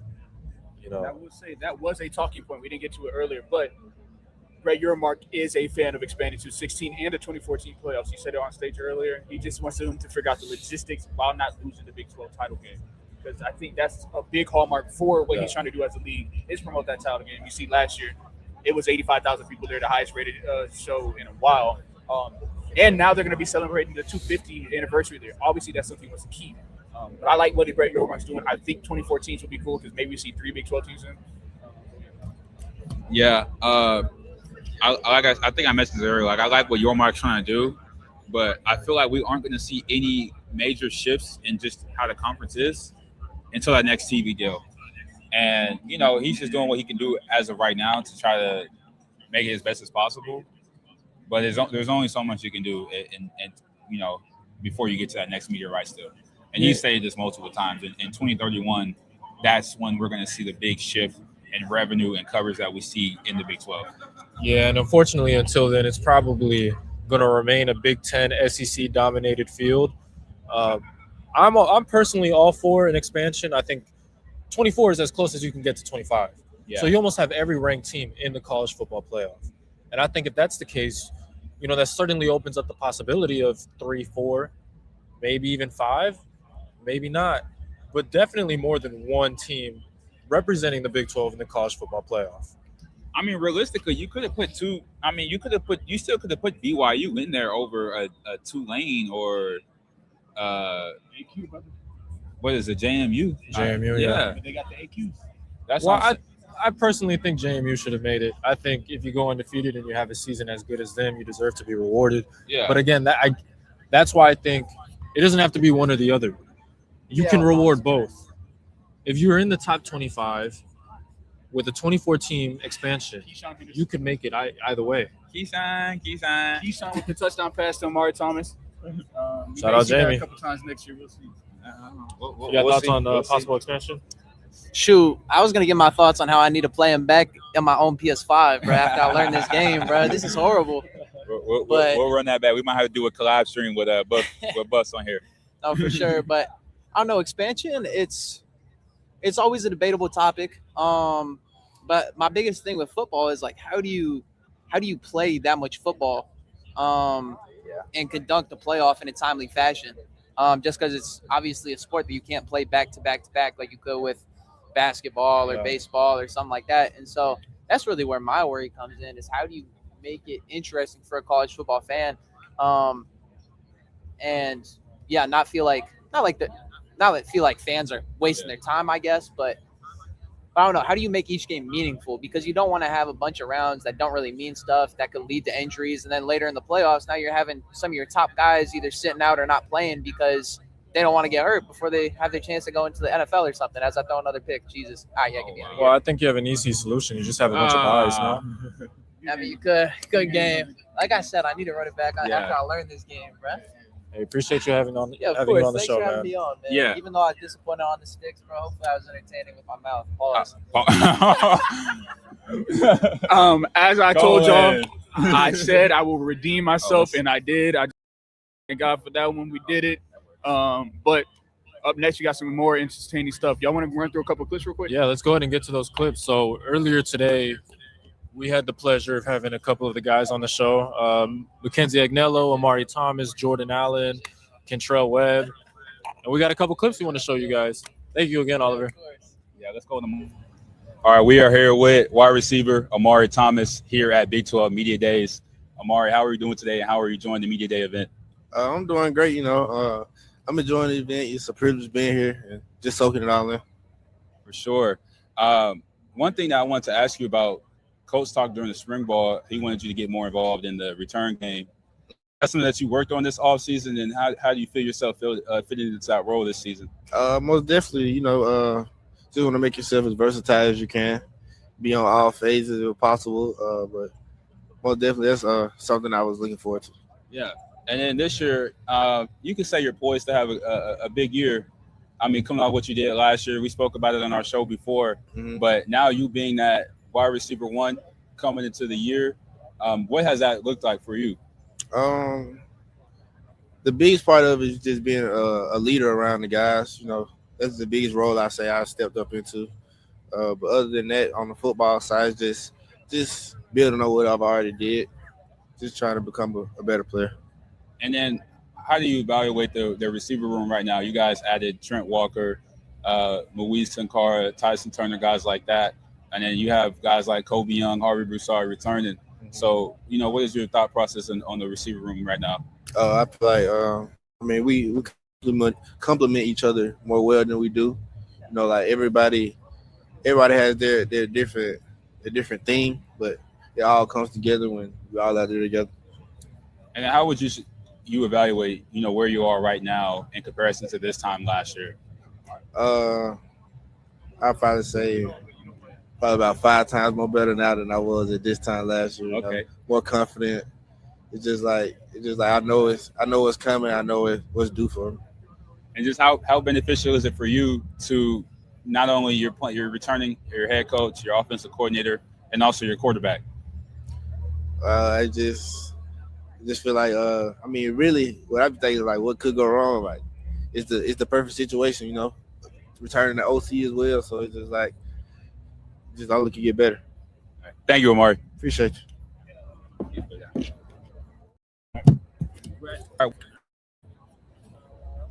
All right, here's Jordan Allen. All right, we are here with safety Jordan Allen at Big 12 Media Days. Jordan, how are you enjoying Media Days so far? It's a blessing just to be here, just to come out here, see all these teams, see all the competition for this year. It's just been great, man. I can't wait for the season. One thing I wanted to ask you about the secondary. You were an addition to the secondary last year via the portal. This time around, some guys left, graduates. You guys lost Latrell McCutcheon, Mark Stampley, Wick Brown, guys like that. How are the new guys gelling in the secondary? And then do you see yourself as one of the leaders in the secondary? Most definitely, after last year, ended how we ended the season.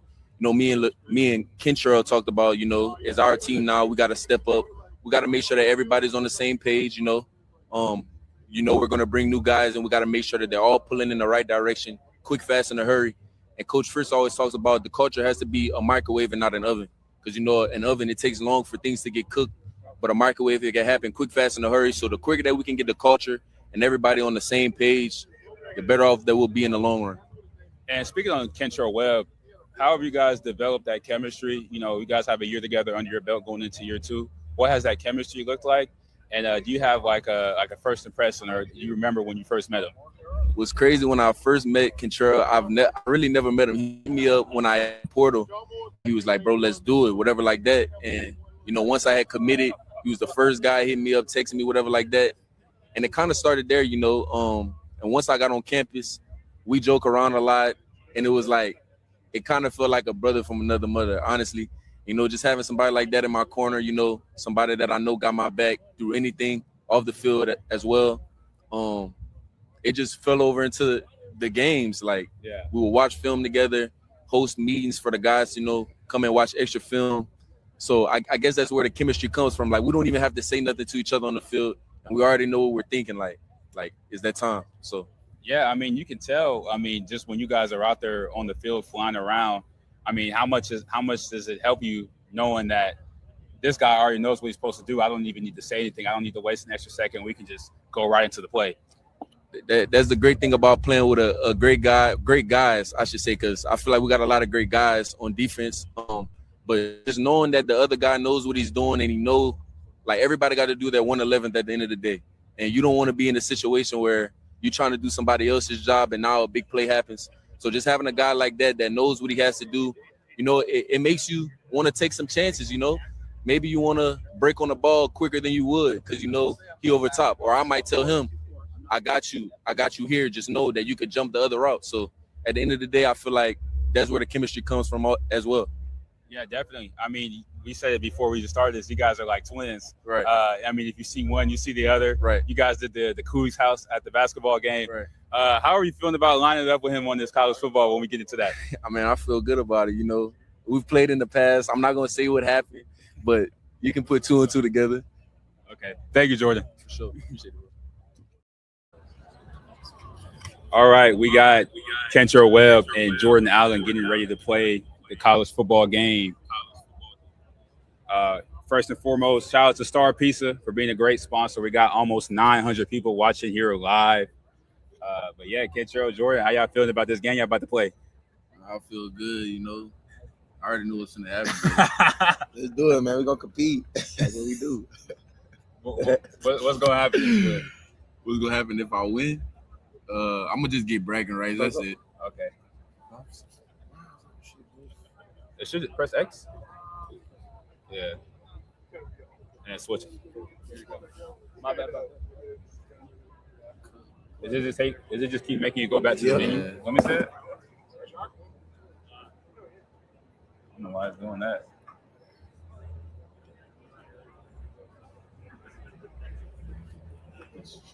Trying to help him. Trying to save him. Yeah, why is it? Oh, here we go. Play now. There we go.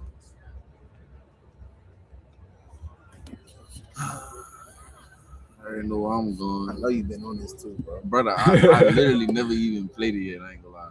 Yeah, do you guys have the game? I have the game, but Yeah, I just never been home. I've been away for a couple of days. Okay.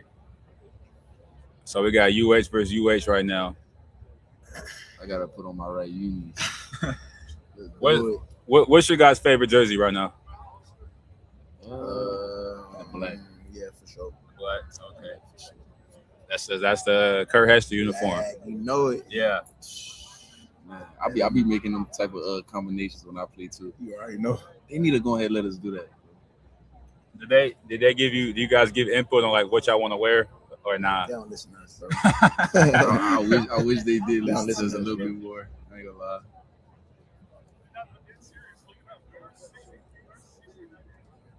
Okay.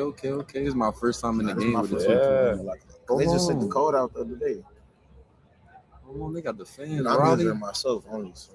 Yeah, don't have the Cougs. Not facts. You gotta know I'm only using me. They got the drip right, okay.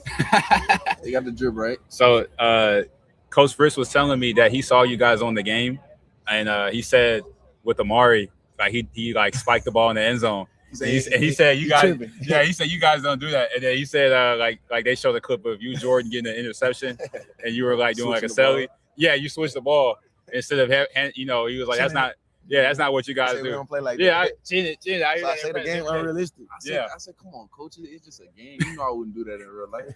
You gotta tell him like I didn't make that. Will I return it the first fresh out the gate? No, first play out of scrimmage. They got Dossie on here. Ooh. I doubt. Remember the hotel game? Bro, it is, bro. Okay, they got the little zip versus That's zip. hard.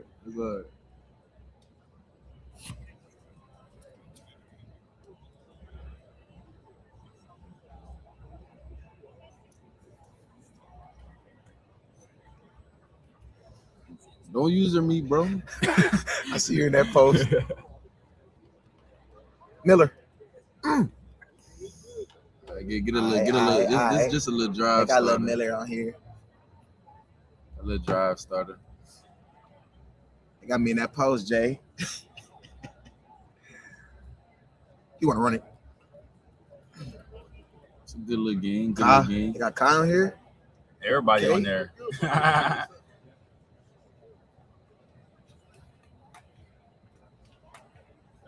Where did everybody go? Don't do that. Come on, man. Flight defender. You know, I gotta get my feet wet. The big plays will come when they come. The big plays will come when they come. See me? Who does it? Let me get their card. And all he gonna tell you is this: he submits his ratings. This is what he does. He'll say he submits it. Got him. I knew you was doing it. I was waiting for you to move.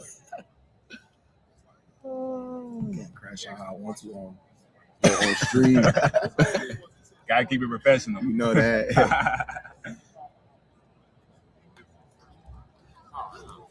Who that is? Who almost 50? Oh, that's not a pick. That's That smart. must be Man, that's supposed to be a male player. They must have never put him in.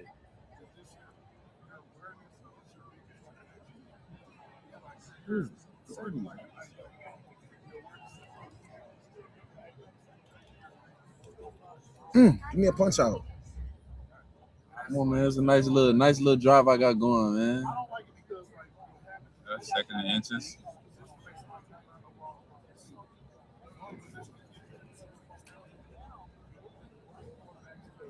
Chad, I hope y'all having a wonderful day. Boom, touchdown. Come on, He got man. one. He got one on the board, man. Yeah, think so. It ain't take too long. Yeah, it did.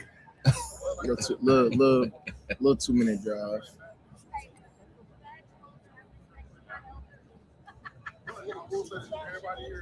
Kick is good. Oh, 7-0. Let's see what Connor talking about, man. Yeah. I know y'all can't hear me, but what y'all think about y'all ratings? The truth or the Yeah. Hey, this is the rating man right here next to us. Yeah, this is the ratings right here next to us. I feel like there's always room for improvement, and I'll show them by the end of the season. That's cool. That's what I feel. Yeah, this is the rating guy right here. Cool. He got his hands up. Yeah, he don't want to say nothing. That's cool. You gonna be the one rating? You got to stand on it. I am not the ratings guy. I'm part of the Creator Network. I have no control over ratings. Okay, so he's like the Ronnie 2K then. That's what Ronnie 2K be. Ronnie 2K be the one doing it. Where's 6 at, man? Where am I? Actually. What we on? Hold on. Here we go. Uh-oh. Zip. Boom. Oh man, open field tackle. We work tackling here. That's cool. We work tackling. The stadium post. I forgot about this, bro. Huh? Oh, he's not in.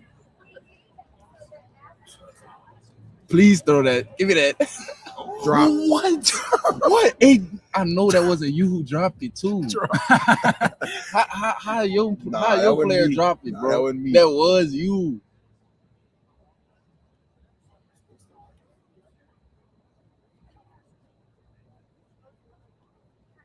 Come on. Okay, B Mac. What we do, chat. Go for it. You know that. Chad, what That's y'all? why I say the game unrealistic because you would have caught that pick. No, you would have caught that pick that the play before. That's D-back coming off the. Yeah, you see it. I'm sending them Four. at you. I'm sending them That's at you. 4. I'm sending them at you. Come on, Zip. First. We too deep. First. That's the worst feeling. Come on, bro. We supposed to. 4th down. That's the worst feeling when they convert. 3rd down. Come on, bro. We supposed to rally to the ball.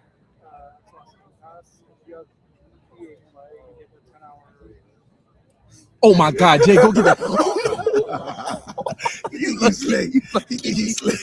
You lucky, bro. You lucky. I seen you using yourself. I would have stole that and took it to the crib.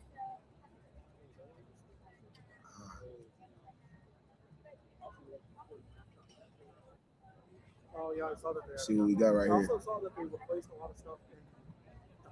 Keep it skinny. Go pick it. Go pick it, Will. Let's go. No, Let's go, Jaquez.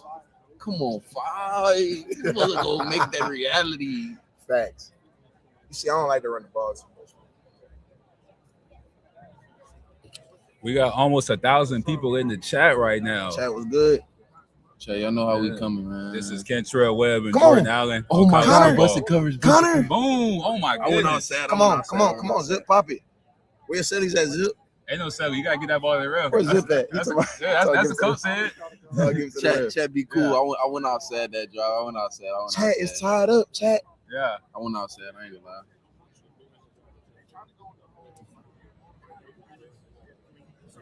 That's how we need TDCU popping this year. Facts. For real. I know you want to come back this way. I'm trying to see a defensive play. Who finna get the first pick? Fumble.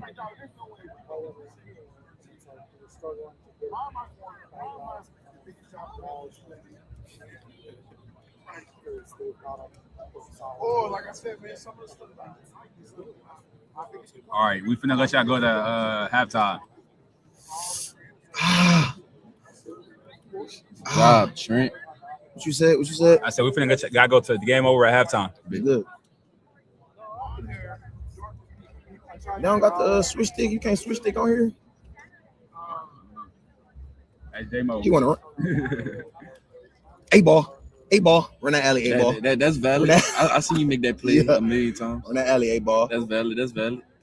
They got you dripped out. You know they got me dripped out. They got me in the Dion's this year.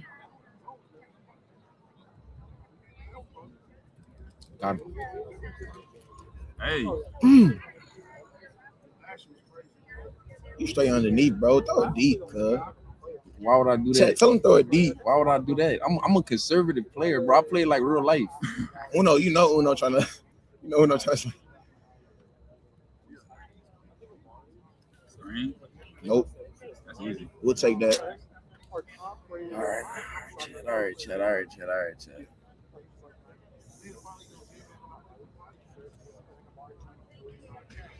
A ball, get a pick.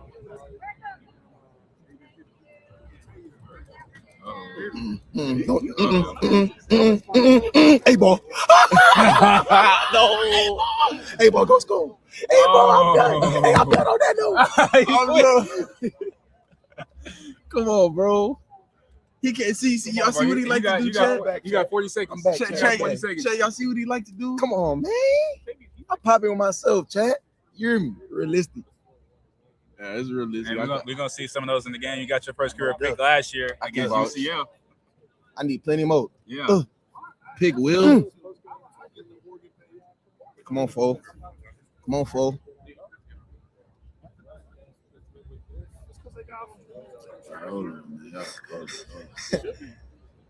Tell me something.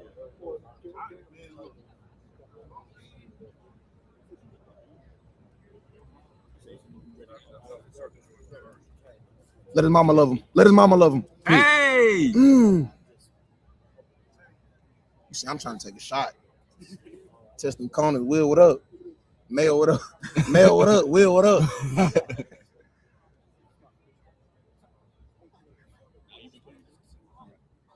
Don't get smoked, J-Mo. Connor. Still.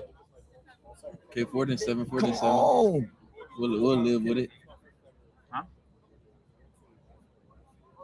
47, what y'all thinking? Yeah, you said first half, right? What y'all thinking, chat? Yeah, it's about to be halftime. Let's go. Uno. Come on, Allen. Come on, Jay. No, that's a dunk. Uno. No. Hurry up. On the ball. You ain't throwing timeout? No. I'm tripping. You sold. Wait, so we done? What we done? Yeah, we about to get Mario on here. What? Tied up. What? Hey, I'm good with that. That's chat. how we say timeout, bro. Appreciate the chat, man, for watching in. Yeah, Appreciate y'all. Y'all see that book? Hey, Che, y'all see that book, bro? Yeah. Appreciate it. Thank you for coming on. That was fun. Yeah. Y'all are, I think, all set until both of you are going on. Okay. So you're all set. All right. We got Amari Thomas pulling up. Hold on. We got Amari Thomas about to get on the game with J-Mo. We got over 1K viewers in the chat live. Huge shout out to Star Pizza. Make sure y'all go to Star Pizza. Amari Thomas is here. Put this mic on this side. Appreciate you coming on. You about to play? We'll give you the sticks real quick. I will say, have you been to Star Pizza? Yeah. Yeah? Yeah. Okay. What's your thoughts? I like it. They got good pasta. Okay. Good pasta. You know, Mike's a big supporter of the show. I know he does a lot with U of H athletics. We really appreciate him. Yeah. Shout him out. He's our sponsor. So, go ahead. I'll let you be home too. You know. We'll see how it goes. Are you going to do Houston, or are you going to pick a different team? Will we be Houston too? Yeah, they did Houston, J-Mo. You can run a different team. Now, I do remember we had you on a show a few months back. You told me that when you play the game, you don't like to play as yourself, right? You like to normally do a franchise or roll to the glory as a quarterback, right? Yeah. Have you started yours yet? I know you got the game. Nah, I ain't do it. You ain't do it? I ain't did it yet. So what mode you been playing? I just been playing like people I know. Play now. You can put on two. Let's put on two. Yeah, we on time first. And then go to quick broadcast for the event type. Yeah, appreciate it. I know. I forgot to change it for their game, so they could have played the whole game. You good? So I was gonna ask you. You just been playing Play Now online? Yeah, I just been playing again. Might start me an Ultimate Team this year. Okay. I mean, shoot, you got the NIL, so you can spend that money on that too. No, like, that's why. Yeah, you gonna be buying the packs every week. That's why I don't play it, bro. Ultimate Team costs too much money. Yeah, it's all pay to win for real. Yeah, it's like my team on 2K. Yeah, but I play my team on 2K. I used to play my team back in the day. I still play it. Oh, you got some GO cards? Yeah. Oh yeah. That GO MJ gives me nightmares. I would say this is like the best time of year to play my team though, because it's the end of the year. all the cards are out. Everybody good. I will say you got any complacent game. Look to your right. That is EA's table right there. Mm-hmm. Take it over there.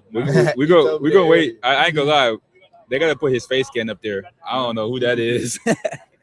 That's crazy. Here first time. Oh, I will say though, your card nice in the game. That we did. But we're gonna figure it out. So how's the team started playing the game? I know y'all got some codes early. And if y'all have, who's the best player you played against so far? I ain't playing nobody but Jaquez as of right now. Jaquez Mark. Jaquez. Yeah. You be dropping people up? He beat me. Okay. He had Texas. It was my first day. He chose Texas. Yeah. They cheesy in this game. Yeah. They gave Arch like what, 80 something speed or something? Like 89. Yeah, ridiculous. Then they got a running back with 95 speed.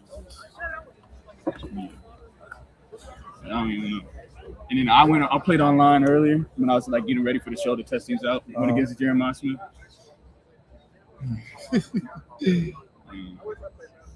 Oh my God! Trent Walker. Oh yeah, that's a first down right there, baby. Yes, sir. Yes, sir. You think you'll be doing that in the season too? What? Trent? Yeah, for sure. I took a playing back with Trent the other day. Oh really? Or yesterday, I had to show it to him. Oh.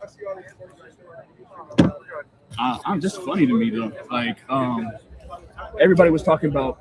I know we asked you this in the spring. I want to just bring it up again. Everybody last year was talking about, hey, this Amari Thomas kid is really nice.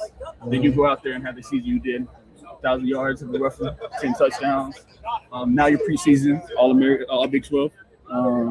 Got one of the top rated receiver cards in the game. Mm-hmm. You know, you got all these accolades, right? And I'm going to give you your flowers, but I also want to give you the opportunity to give flowers to your teammates and people in your room. Who do you see having a good summer so far? I definitely say Kobe. Kobe. Yeah. Kobe, of course, Trent in my room. Luis, Harvey. Hey! Oh my goodness. You can't be mad though. It's you. You can't be mad. It's you. like what? Nah, this face scan though, I ain't gonna lie. That face scan is crazy. Yeah, he said they working on it. They don't get y'all right. But you said Kobe and Trent. Louise. Kobe, Trent, and Louise. You know, Louise is a new guy. He's like he's a bigger dude from Florida. How's he adjusting being back in Houston? He be hot for sure. I know, man. Back at home, so he be smooth. I know we were talking a little bit earlier. You went on a little trip for the 4th of July and doing some things. How was just now acclimating and not having to readjust to a new city? How's it been? Just now that your feet is established in Houston. It's just I know he called his home, so it's just like just coming back home, going back to work. That's all it is. Get back to work. What did it say? Playtime is over. Business as usual. Yeah, you know. I got to score on you though. Yeah. All right. I don't play defense. So Amari, when we had Coach Fritz on here, we were showing him the game. Mhm. He was talking about they showed it was like a clip of you like spiking the ball when you scored on the game. Yeah. And then the clip of it was like a video of Jordan Allen. He was like switching his switching the hands. ball. He was like I tell you guys when to do that.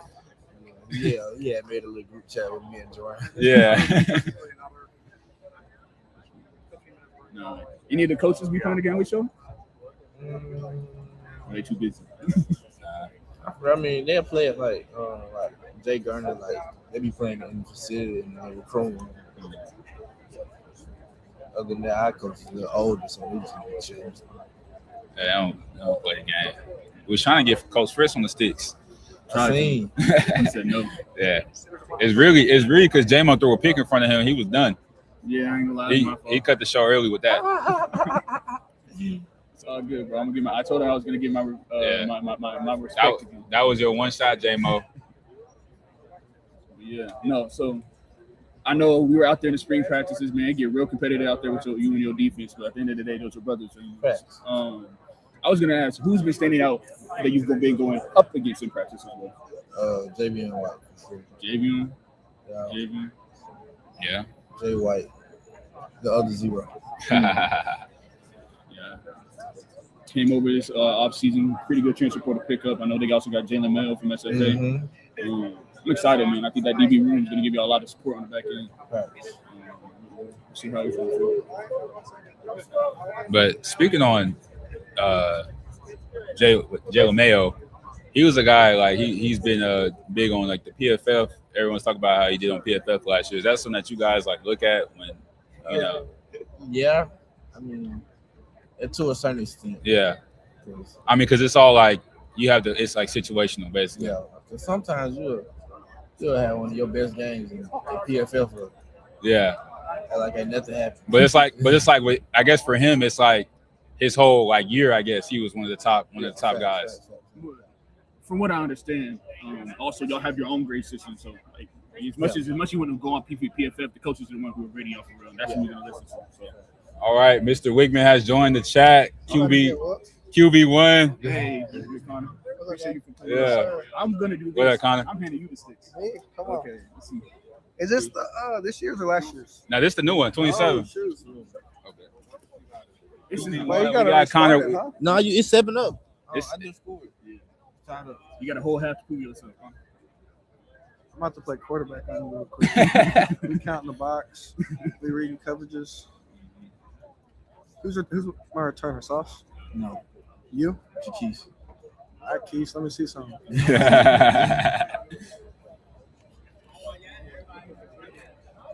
Oh. Yeah, JD. Connor, he's been warming up this whole time. Connor, you been on this? No. You've been busy. Oh yeah. If I get free time, I watch TV. I suck at video games, man. Yeah. And I hate doing stuff that I'm not good at. Yeah. Somebody said good video. He beat me at We go and check now. Oh. He beat you. MLB. We play MLB. Oh yeah, I can play. That's the only game I play is MLB. Okay. I play the show. I ain't gonna lie, definitely clocked about 3 hours in that game. I could never get into MLB the show. I just got into it. Is this our playbook or whose playbook is This is your playbook. Oh, man. Man, I just want to say, now that you've seen yourself in the game, 27, having some, Heisman campaign talks, how do you feel going into me that. Oh, Whoa, that was who almost is this a hit. quarterback? It's inaccurate.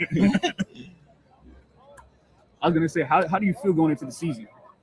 I feel really good. I think we have a real opportunity in front of us. I mean, I feel like we got a special team. We just got to put it all together. I mean, we can talk about it all we want, like right now during the preseason, but we got to go do it when it matters the most. And we just got to keep working, and it's going to happen. You didn't expect that. Ooh. That's that Coach Nagel special. Okay. He's gonna run the ball third down. Oh, Okay. that's Sequence. Jordan. Crib. Come on. Nah, hey, you just scored. You got a touchdown celebration ready. No, I don't got to sell it. Nah. I don't got to sell. We're gonna have to work. We got about 2 months to work on the selling. Because I'll give you this. People might know you as Connor Wigman, but I know you also got a lot of sauce too. A little bit. A little bit. See you turned over yesterday. Last year against Colorado. Oh yeah, I had to.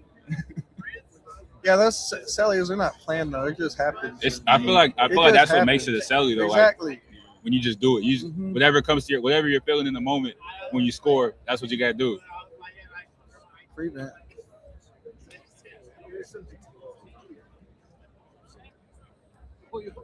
I will say this: you being a receiver, y'all maybe y'all put a little more thought into your celebration. Y'all thought about one yet? Not yet.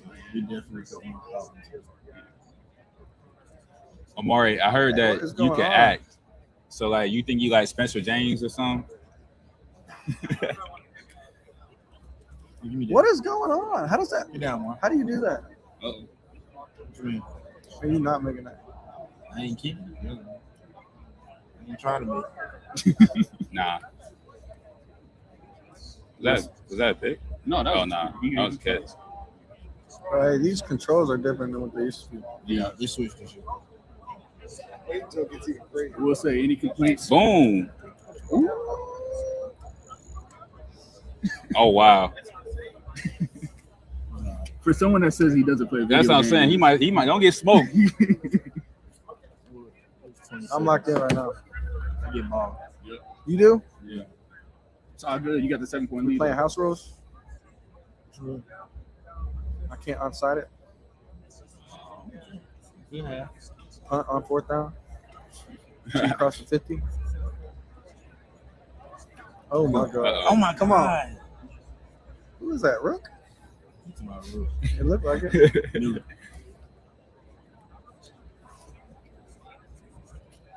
Say you got a whole new old line in front of you this year. How you feeling with them standing in front of you? I feel really good. I feel like they bonded and gelled real early, which was, man. Oh. He gets throwing it to himself. I just got a triple team number 0. 5, 4, 13. Okay. Yeah, because I know they got Sadre rated as a high player on the team so far. I really like what I see for him in spring practice. Excited to see them. And honestly, just the trenches in general, I feel like they've taken a step off on both sides.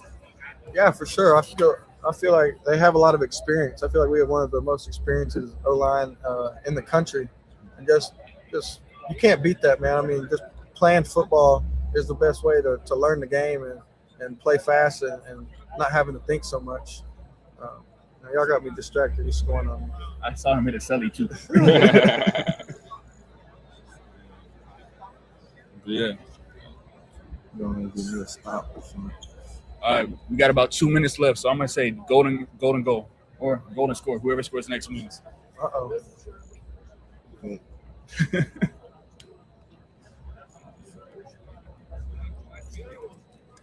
Ooh, you saw that? Nope.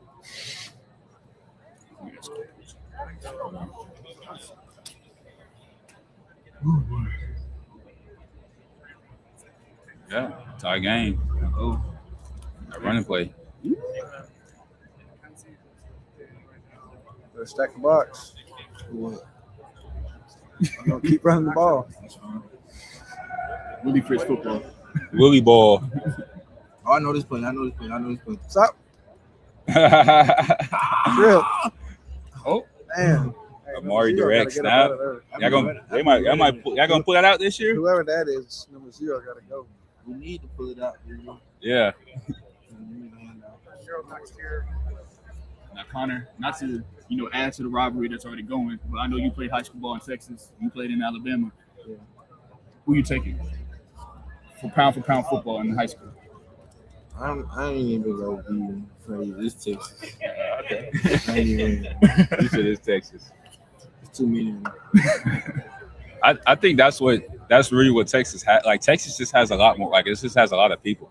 Mm-hmm. So, and then it's just a football state. It's a lot of people that play football. You're gonna have the most, whatever, draft picks, D1. What's that, B-Mac? Dang, Connor, I think you just got injured. I got injured? I think so. Somebody did. Come on, Keith. Yeah. Oh, nah, he's still in. I think it was Brandon Mack, actually. No. Okay. Time is it?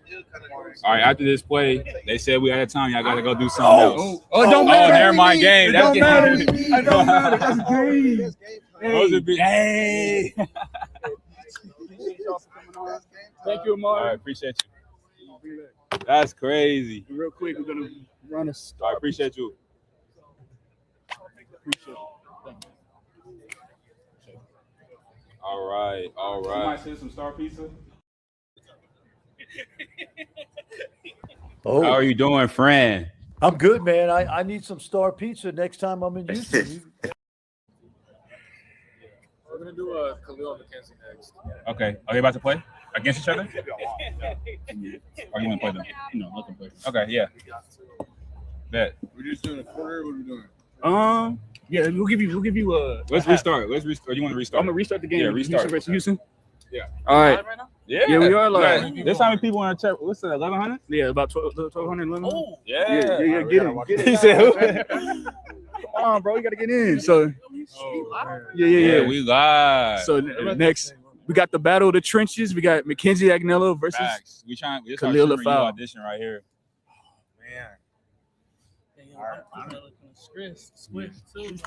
Oh, Sione got hurt on here. Yeah, we're gonna restart. Yeah, we're gonna restart. I mean, Second of the all. Houston Blue. Just restart, like the straight one. Yeah. Okay. You want to be in Houston Blues? Yeah. You gonna be in I don't know LA? which one is on Houston Blue. All right, I don't know. We're gonna figure it out. I think that one's We're gonna Houston. figure it out when I start going. Press X. All right. You're turn. You're kicking. Yeah, so there you go. Kicking. Sorry. Yeah, you're kicking. You know how to play? Yeah. I did not know. All right, we got the battle of the trenches. Classic O-line versus D-line. Let's see who wins, man. Oh, he botched Man. it. That's through the end zone. How do I take a knee? You don't move. No, just stay right there. Just stay right there. No, bro. I can't. Nah, I was gonna ask y'all. Obviously spring, y'all beating up on each other. You should get in the trenches. It gets real aggressive. We know that. Yeah. But now it's the summer. You're just working out. How's your body feel recovering going into the season? I mean, it feels good. I'm just trying to get it day by day.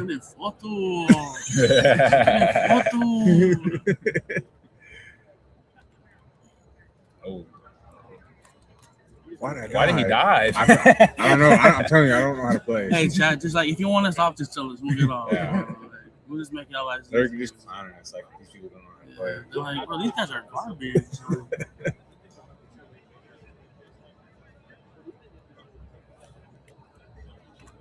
Oh. Okay, DJ. Okay. Well, I feel like the number looks like weird. Like I don't feel like the jersey numbers look like that for real on the red jersey. There's some keys. Yeah. I will say any complaints right behind me is the EA table, so you can talk to them. Yeah, I just did. He said our ratings are going up. So Okay, now that's all of Oh us yeah, are he getting said. Well, it was an update. I think they already dropped it. They did drop it. I saw the offense went up 1 point. I think he was like the update's coming out, and then like we were trying to get back on here, and then downloaded a new update. Was gonna Facts. slow and steady just wins race, Willie ball. So Low march down the field. First drive, that's what we're gonna do. We're gonna say slow drive, just killing. Ain't used to this heat. I gotta ask, man, because a big thing in this game to me is the celebrations. Gosh, Right? dude. O-line versus D-line, who has more sauce? More juice or sauce? More Sauce. Who's more saucy? With the celebrations, got a little more swag. to it. Defense. No. You just do this. Then you're a little tongue. Okay, no, that's just not. I'm talking about. Are you talking about like defense in general, or just like? No, just in general. Yeah, defense. I feel like. Nah. Okay. Yeah, I'll give the secondary y'all, but like big guys, it's us.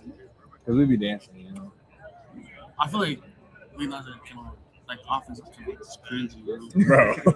You saying they doing too much? Oh. All right. Send blitz. Send blitz. Nah. Come on.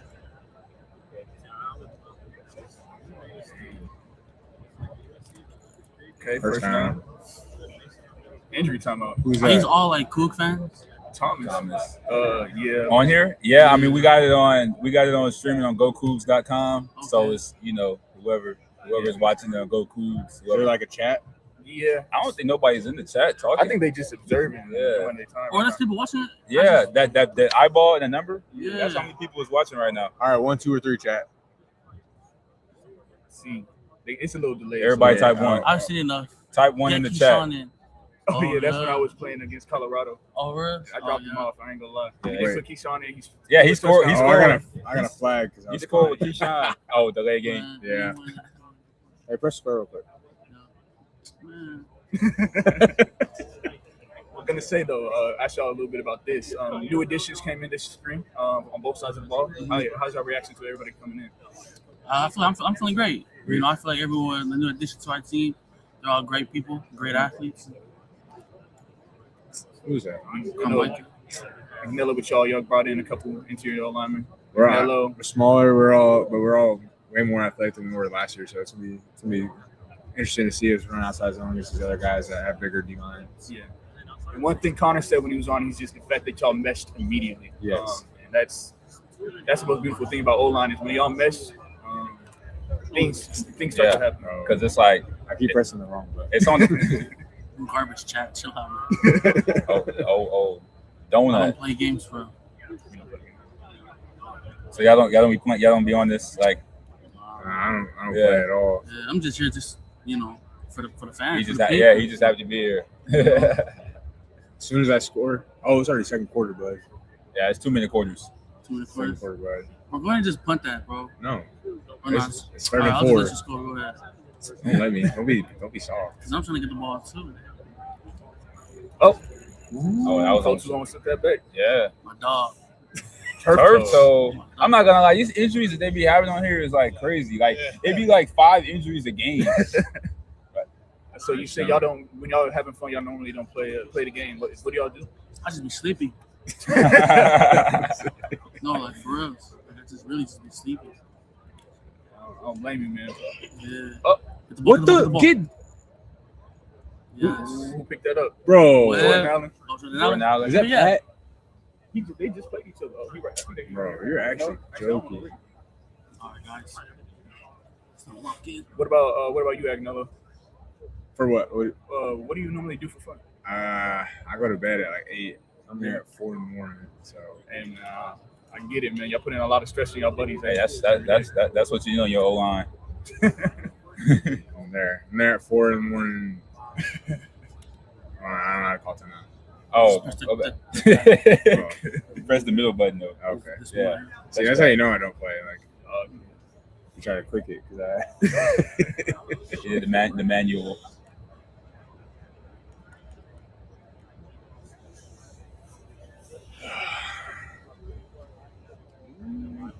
Where am I at? Oh, Cool, 3 down. Well, DJ, you know what I mean? What the coach teach you, man?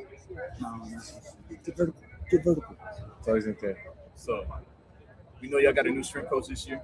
We see they're doing well. Y'all putting some nice things together. I was gonna ask though, did he allow y'all to have cheat meals? Yeah. Oh yeah. He lets us eat whatever, but he advises us to watch what we eat during the week and stuff. He's big about weekends. Yeah. Like make sure we stay right. Because I mean, realistically, during the week, like, isn't everything like at the facility really? Yeah. Because I know after practice, like, they're always like, "I got mealtime." They telling y'all like what to do. Oh. Is that you that got it? Is that you that got the shot? No. But yeah, you really gotta watch what you eat on the weekends because Mondays that's the day you really earn your week. Yeah. It's not even Mondays. Yeah, Fridays are bad. I feel like Mondays is always the day that Armstrong is yelling at y'all. Armstrong, I feel like Armstrong always just yelling. Yeah, like so. I feel like some days he's like not yelling. Throwing a fade ball to Mario. I got someone over top. Oh, he's not even there. Nah. I was gonna ask what your go-to cheat meal is if you do, but it sounds like y'all don't even think about that. Yeah, I mean I do. I don't really care. I care. I care. Coach Wiley's watching. Wiley says this, like I care if you watch him. It's just like I just be eating. I mean, I work my weekend. I just be eating whatever I like. Just make sure you keep track of the calories. Boom, bombs away. So I got a follow-up question to this. But are y'all wanting to cook? Yes. Nah, I'm a DoorDash type of guy. I can't do that, man. My bill got to 2,000 1 week. I got it. 1 week. 2,000 a week. My bad. A month. Oh, week. I was about to say 2 bands on DoorDash in a month is crazy. That's bad, rent right there. Literally. Exactly, bro. It was bad. But I will say, And that's without NIL. Now I started cooking. Mackenzie, what's your favorite thing to cook? Steak. Steak. Bro, Barbecue another a little bit too. Yeah, I made some ribs the other day. Falling off the bone, just picked them up. For 4th of July? Nah, this was like 2-3 weeks before that. But 4th of July, I didn't cook nothing. I was just hanging out. I'm gonna go ahead and follow it up because we got our sponsor Star Pizza in the chat. Have y'all been to Star Pizza? Yes. It's been a while since I've been there. What's their main ones? The Calvo? chef. It's like the chef's choice or something like that, right? He's Chef's choice. Is that? Is that the? I think it might be the Calvo. I feel like we popularized it. We popularized the Calvo Yeah, because I feel like people wasn't really rocking with it until we started. I had some like butter cream cheese like. Oh, I know what you're talking about. Yeah. Oh, the deep dish. Oh, Your controller dying, bro. No way. I think we could. This one. I'm gonna swing it around. Oh, do that one. This one. Let's do this one right here. I gotta charge the other one. Here you go. It's not long enough. Nah. Unplug it. Unplug the charger, and then use the extender right there. Okay. Where? Oh, right here. Yeah. And then plug it to the laptop. Right, get it. Sorry about this. Yours there too? Turn around, demo. Yeah. Oh yeah, mine did die. They both died. I swear I charged one of them. Yeah. Yeah, everything did. We might have to go to the third quarter. Yeah. If that's the case, if they both. But you say you have been to Star Pizza though? Yeah, I went when I first got out here. You? I know it's on red card. I only probably like once or twice. Who's logging in? You gotta make sure we get you up there. New guest. Is the mic down? No, the controller died. Quick play.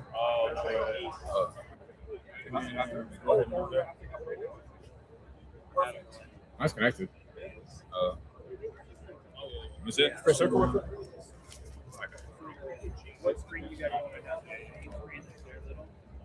So you know we don't play that. Little malfunction. Technical difficulties. Yeah. It did, yeah. Okay, the controller died. It's not a. Oh, it's because it's connected to this, bro. I don't think it's connected to this. You see game shooting? Oh, that's okay. We can't do it. We might have to cancel. Yeah, okay. It's all good. It's all good. I won. I had ball for 8 minutes. Yeah. You played real Willie ball right there. Yeah. That's the only way. Yeah.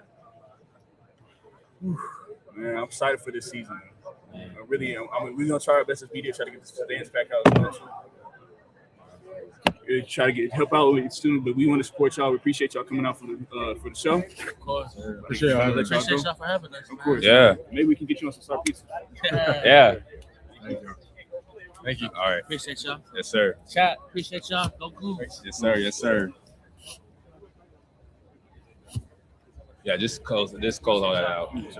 Yeah, the controller died. Honestly, we can play the. We can just put it on full screen actually. Yeah, hit remove, boom, and single, or we can just full screen extend it. Got it. Yeah, chat. The controllers died. We got a couple more clips to show. We can put those on here. I think we got like 2 of them. And honestly, bro, we can wrap this up. Yes, I'm still here, chat.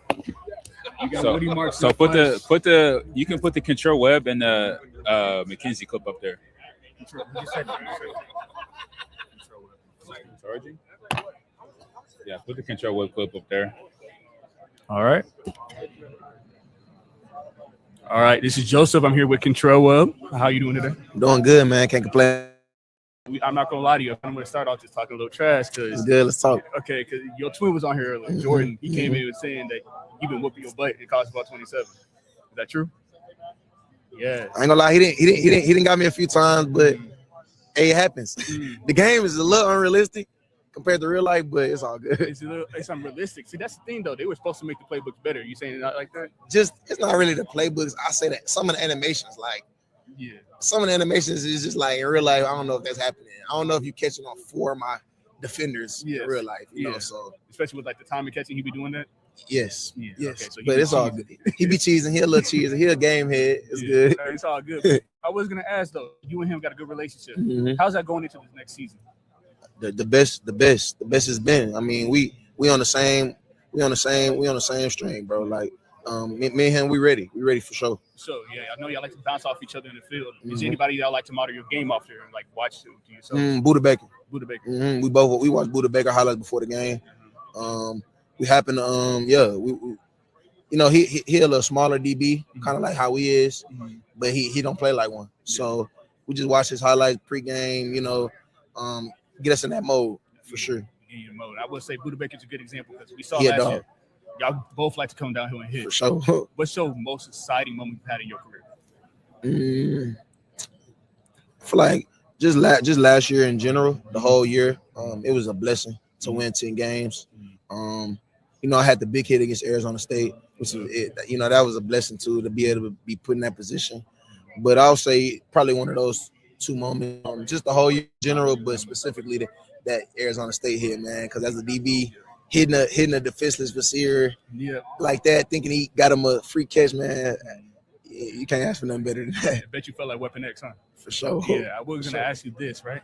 Extending from just y'all's relationship with you and Jordan, we see you at JB on White, and you're getting a real good DB room there. How y'all feel as a group heading into the season? We feel better than last year. Feel better than last year. Jay White, like I was telling some other people, he's head down, coming from Tulane. I know the type of program they run over there at Tulane. I know a lot of those guys over there, so I know how he come every day. He show up to work. He don't talk as much. He's not as reserved, but he talks, but it's not as much. He'll a ball player. He'll line up against any guy one-on-one. He don't care, and he'll go out there and on the island and play. So we excited to have Jay White, man. We excited. And I want to get focusing on you before we end it up. This is your senior year. You're a leader now, proven role, proven role on the team. You're going to go ahead and just take that leadership step. What are some things you were focusing on this offseason? Just like how to be a leader. How to talk to guys. You got to talk to some guys differently. Some guys take criticism or coaching or leadership, whatever you want to call it, differently. So you just got to know your teammates and who you talking to and how to talk to them. And just learning how to control your emotions and things like that. Just things that when the heat of battle gets it gets hot, everybody looking at you to be the leader and the guy. So just I just learning the ropes as a leader completely overall, man. But it's been good. It's been a good good experience, and I'm thankful. Gotcha. One thing before you go, I need you to fire out a hot take for your season. Houston winning the Big 12. Okay, you heard it here first. Come on now. Go Cougs. Go Cougs. No, come on. Hey, I need you to be Jordan.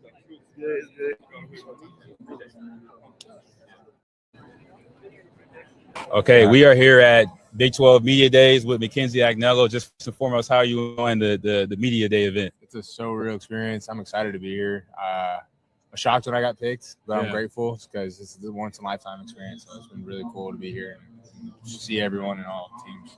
Yeah, I mean, Coach Fish just shouted you out during his main stage presser. But I wanted to ask you, how are you feeling about that offensive line room? You guys made a bunch of additions. Sadre Hurst, Anthony Boswell, to name a few. Those guys are getting some preseason All-American honors. What have you seen so far out of those guys, and just how do you feel overall about the room? The room is gelling together quick, especially with how many transfers. We have three transfers that came in that are on the first group of line as of right now, and everyone's gelling together like quick. And Coach Fritz emphasizes he said it in his meeting just now that our culture needs to be like a microwave. It needs to go quick and it needs to happen fast because the season's right around the corner, and especially with how much turn there is now, like we have to get it done pretty fast. So it's been nice, but the O-line is gelling. We're way more athletic than we were last year, and it's honestly just great. Like great playing next to guys that have experience as well. So it's awesome. Yeah, I mean, your offensive line coach, Iman Agavi, just how has he helped you personally with your development in the game? So I knew that I had the right mentality before I came here. I knew I was like, I need to work on technique. And so when I was getting recruited and I was taking my visits when I was in the portal 2 years ago now, I was looking for someone that said, we're going to work technique. That is what we're going to do. And so that was the only thing they preached when I was on my visit. And so that's what they've helped me with, is developing technique and learning everything and learning like secondaries and and all the coverages. Like I'm starting to learn all of that instead of just okay, it's a 4 down or it's an odd. So like now I'm learning everything. I would say it's more of a mental aspect and then learning technique. When you look at the room and where you are in terms of just career progression, how would you rate that now as comparison to this time last year? Night and day, honestly, because I was coming off an injury when I got here, so I was doing treatment every day. So it's night and day. I'm able to move how I want to now and be able to get where I need to as fast as I need to and get to the blocks and everything I need. So feeling how I did from then to now is night and day. So it's awesome to see that. Yeah, and being one of the guys that are returning to that offensive line, do you see yourself as, a leader in that room? I don't like to consider myself a leader, but obviously I wouldn't be here if they didn't think that. So I'm grateful that people do see me as that, because I'm not going to be the one that's yelling, hooper, and hollering at you to get you to get going. So in my head, I'm just like, hey, come on. That's all I'm saying to these guys is just let's go. That's like, I'm not going to be yelling at them. I'm not that guy. Like, I'm just going to say, let's go. Come on, you got this. You're good. And that's just enough? That's all you have to say? I mean, there's been times where I've had to get other guys involved where it's like, hey, let these people going. But for the most part, it's just, hey, let's go. Like Coach Fritz has that standard set in place, so it's not a fight with anyone to get that. All right. Thank you. Yes, sir. Thank you so much. All right. Thank you. All right. Our location. We got to make sure. All right, we're on the air, guys. My bad. Yeah. Star Pizza. Star Pizza. Star Pizza. Yeah, huge shout out to Star Pizza once again. Amazing sponsor. I hope you guys made it to Star Pizza today and got that buffet. If you didn't, you missed out, definitely. But you can go on Friday, and then you can also go next Tuesday. But yeah, definitely go to Star Pizza today. Go to Star Pizza and watch this show at Star Pizza. But yeah, good show, guys. Final thoughts. Where are we at time wise? We are at 2 hours, 21 minutes, 47 seconds, and counting. What's the chat comment? Good stuff, fellas. Thanks for sharing all this cool content with us. Yes, sir. That's what we're here for. I'm glad you guys all enjoyed it. It's been a blast. I would like to point out, it's funny how we hit the musical chairs today. We've just been shuffling. Yeah. I guess it's a final set. We'll definitely iron it out, but this is our like I said on the last show, this is our first IRL show. But we made it work with what we had. I feel like it was definitely a good production that we put on. We got all the guys to get on college football. We got to sit down with most of the guys and ask them questions. We got Coach Fritz on here. Got to show him some college football. So definitely, I would say successful episode. We have close to 1,200 people watching this live. Climbing, we're getting close to 1,300 now. So. Yeah, so that's ridiculous. Yeah. And for future live shows, we'll find a way. We know we're looking at it right now. We know the quality isn't the best. We'll find a way to improve the quality. Right now, just given the equipment we had, this is the best we could work with. But we appreciate all of you guys sticking through. Yeah, the quality will only improve. Future shows will only improve. We're going forward, not backwards. Yeah, and I just want to say hello because I haven't said anything in a while. I just want to talk. No, keep talking. No, that's all I got. No, I was just gonna say, yeah. I mean, I feel like we kind of upped the bar a little bit in terms of our show. Our longest show ever, our most viewed show ever, going on right now. I think it's only is improvement. So the quality will improve, but we're gonna try to do better, put out some better content. Seems like everybody's enjoying it because they're all watching this right now, and we're at Big 12 Media Days. Who's playing college football at Big 12 Media Days? Well, I mean, but they're playing. They that's EA. That doesn't count. Yeah. I just got egoed on the live stream. It's all good though. I will say this: 4-quarter season 2 is coming soon. We're putting a lot of work. We're trying to figure some things out. This is kind of a start, but there's also going to be more developments into the future. And you're right. When it comes to the content, we are going to try our best to get some cool content with you, not just live streams, but off streams, in between streams, marketing. Want to give it forward to my brother Cullen because he is Mr. Reed Paperboy and he has a lot of cool things coming up. So I'm gonna let him talk about it. Please read Paperboy. Yeah, please read Paperboy, guys. I appreciate y'all's support. With this stream, like JMO said, like Kenneth said, the longest and most watched stream. So all I gotta say is stay tuned, and I appreciate anybody who's watched throughout these past 2 hours. I got a personal plug here. You know, been a blessing to be here part of this, but I'm also stepping into the fashion bag a little bit. Stay tuned. Urso Studios dropping. We're working on that and a couple little modeling gigs. So, and whatever y'all want to plug. Shoot, that's it, bro. We've been on here 2 hours and 80 minutes, bro. 80 minutes. 2 hours and 80 minutes. Yeah, bro. 2 hours and 80 minutes. Yeah, that's all for me.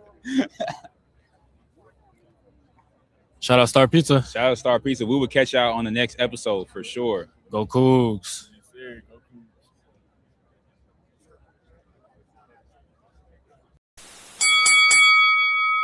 I can't do it. Okay. We'll do it live. Okay. We'll do it live. F*** it. Do it live. I'll write it and we'll do it live.